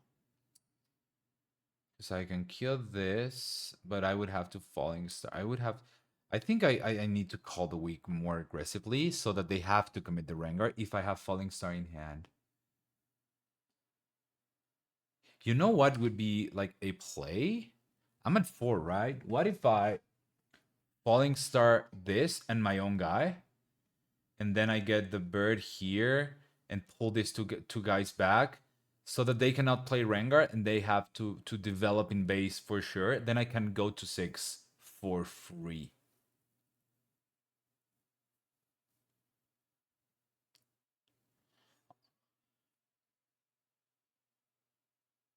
And and they don't need. I keep the call the week.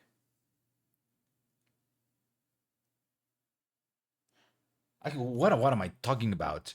That's an insane thing to do. I just call the week here and get the same result for 1 less power. I should Yeah, I should just call the week here and pull everything back.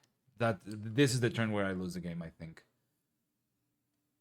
And I just noticed because in my previous analysis offline, I was thinking it's a following turn, but I don't think so. I think it's this one. I didn't quite catch it until now. I'm so focused on making them commit the Rengar that I'm forcing. I'm leaving some units in the battlefield on purpose so that they do, but that doesn't make sense. If they have smaller units plus something here to go in, they will always do that before committing a Rengar. Like Rengar will always be the last resort. So yeah, I'm glad I'm going through this because it's being so helpful to get me to understand a little bit better how the matchup should play. Here I should be playing more units to the back so I can play manufacture and emissary. Oh, sorry, no, and call the week, kill this guy. And I think that play wins me the game. Because next turn, I can recruit, conquer.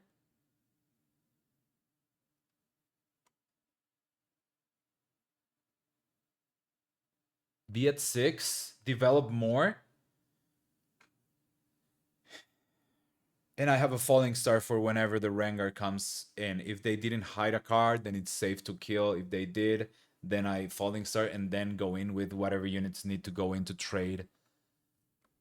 So yeah, I see it very clearly now. Like that was the misplay. Like trying to hold the call of the week so much made me like tunnel vision on making a perfect call of the week. And that was a perfect call of the week. I just didn't see it.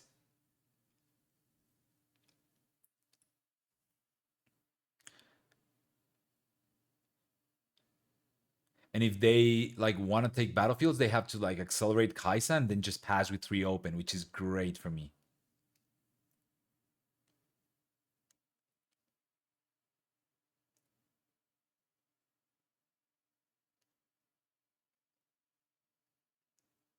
And this is the turn where I have already like gone through a couple of times that I think I mess up. This is very obviously them wanting to play Rengar and maybe punch first, right? So I want them to commit the Rengar. That's my goal. And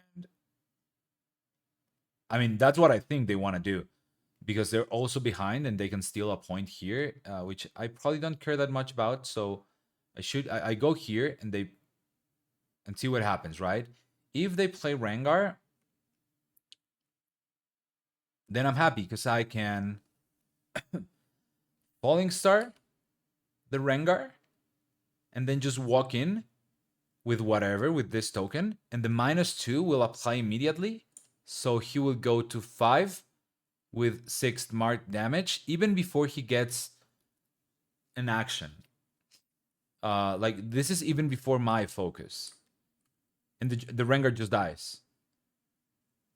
And then I walk over this with enough might so that actually I can. Yeah, I just this is a 4, right? So potentially it could be a 9, and I have 4, 5, 6, 7, 8 with these two. So I would need to find something accelerated from the top of the deck to accelerate with Rek'Sai or Cleave, and I'm very likely to be able to go over this 9 in case they punch first. And then I go to 6. Sure, it's not ideal because I lose a lot of my board, or maybe if not losing, I commit a lot of it to the battlefield and it can get killed. Like if I did the call the week last turn, I wouldn't be in this position. But we're here right now, so I have to commit all that. Then I can call the week this, and then unless they run multiple copies of Rengar, which seems unlikely, we go to 6 safely, just hold and conquer and win. There's nothing they can do on an empty board other than like accelerate Kaisa and do crazy things. But if they do that, then sure. But I get like very I don't know, very tunnel visioned on calling the weak this Rengar that I don't see this line.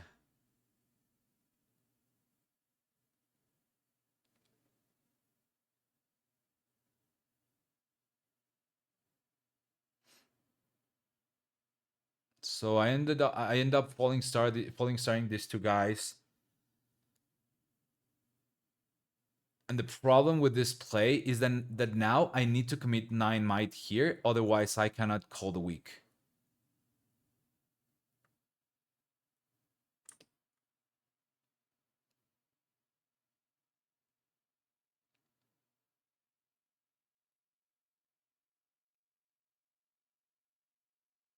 So this is 4. Oh wait, what? 4, 5, 6 total. Sure, I won't even be able to go to 9 this turn. Sorry, 9 to 6 points. So we're already in a weird position.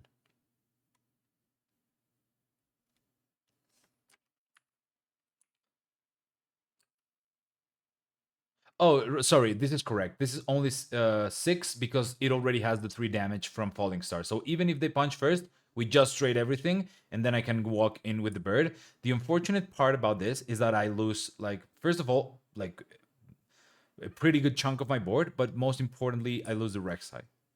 Just giving Rek'sai away for free is not good.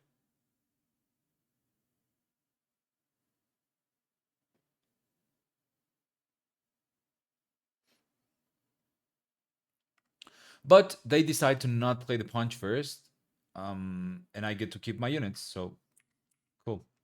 And then why do I not play? Oh, I don't have enough to play Noxus Hopeful and Call the Week. So now we call the week. We probably kill that. Yeah, sure. And now we.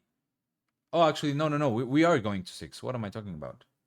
I've just been thinking about this game so much for the past couple days that I'm just um I don't even know what I'm saying anymore.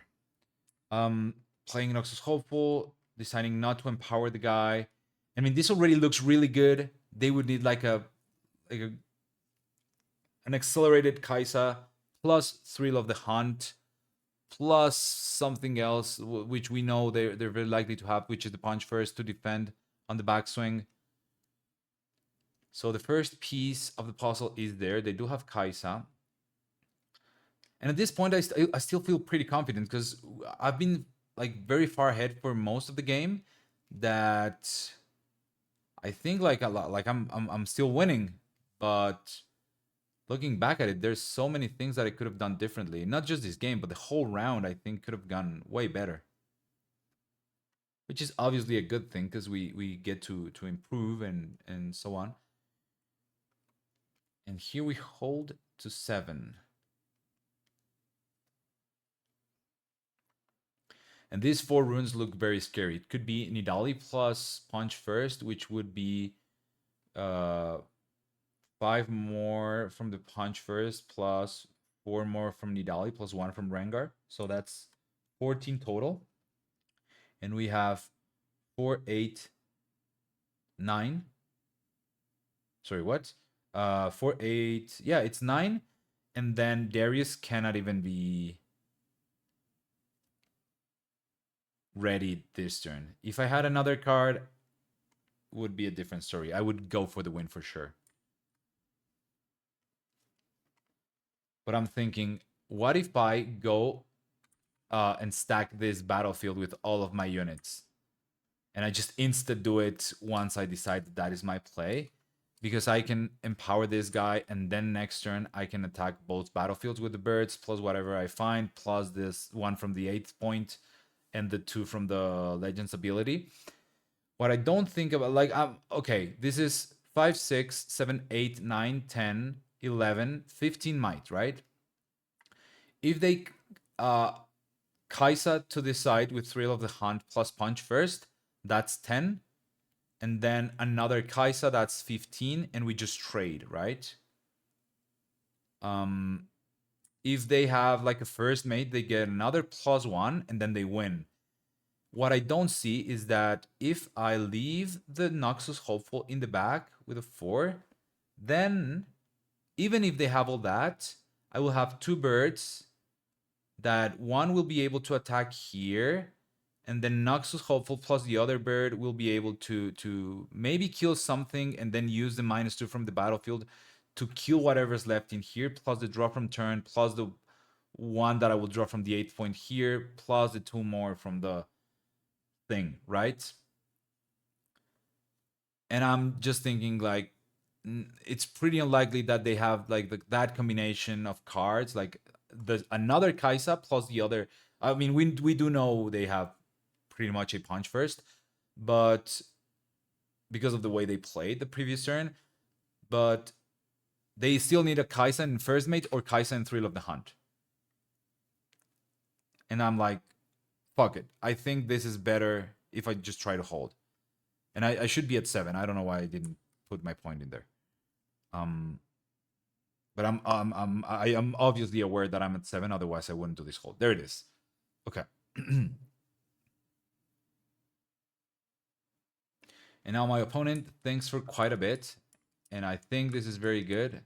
But eventually, they see the line where they can accelerate Kaisa,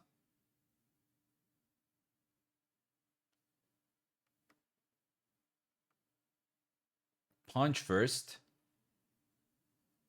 So that's 10.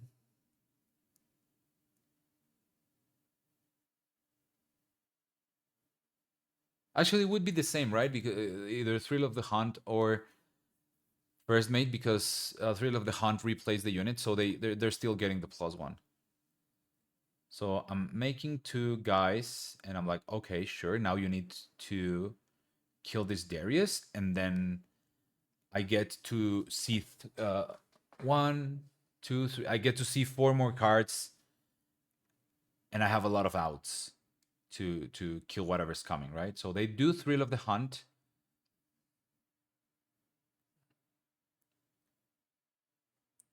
Draw 1.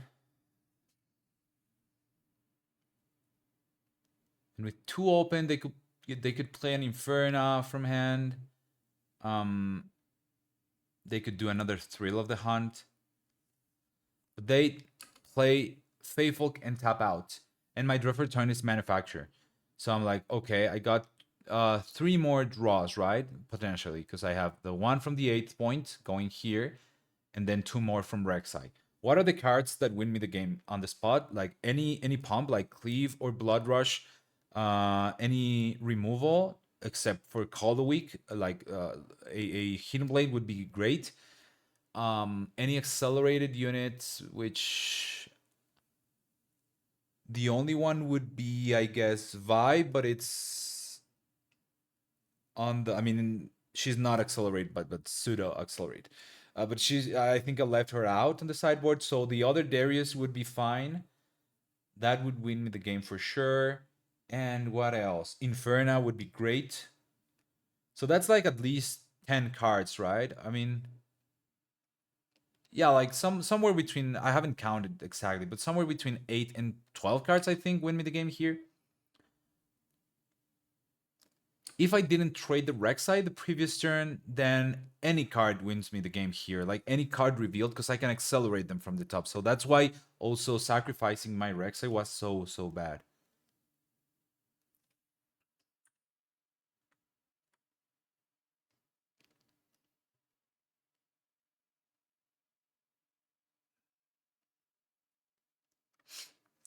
So I go here and I'm like, okay, let's see what happens. Draw for turn.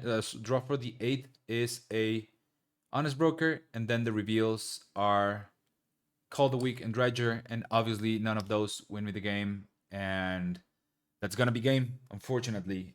I think all of these mistakes come from not knowing the matchup, not having played a lot against Rengar, because obviously the previous season he was not popular at all.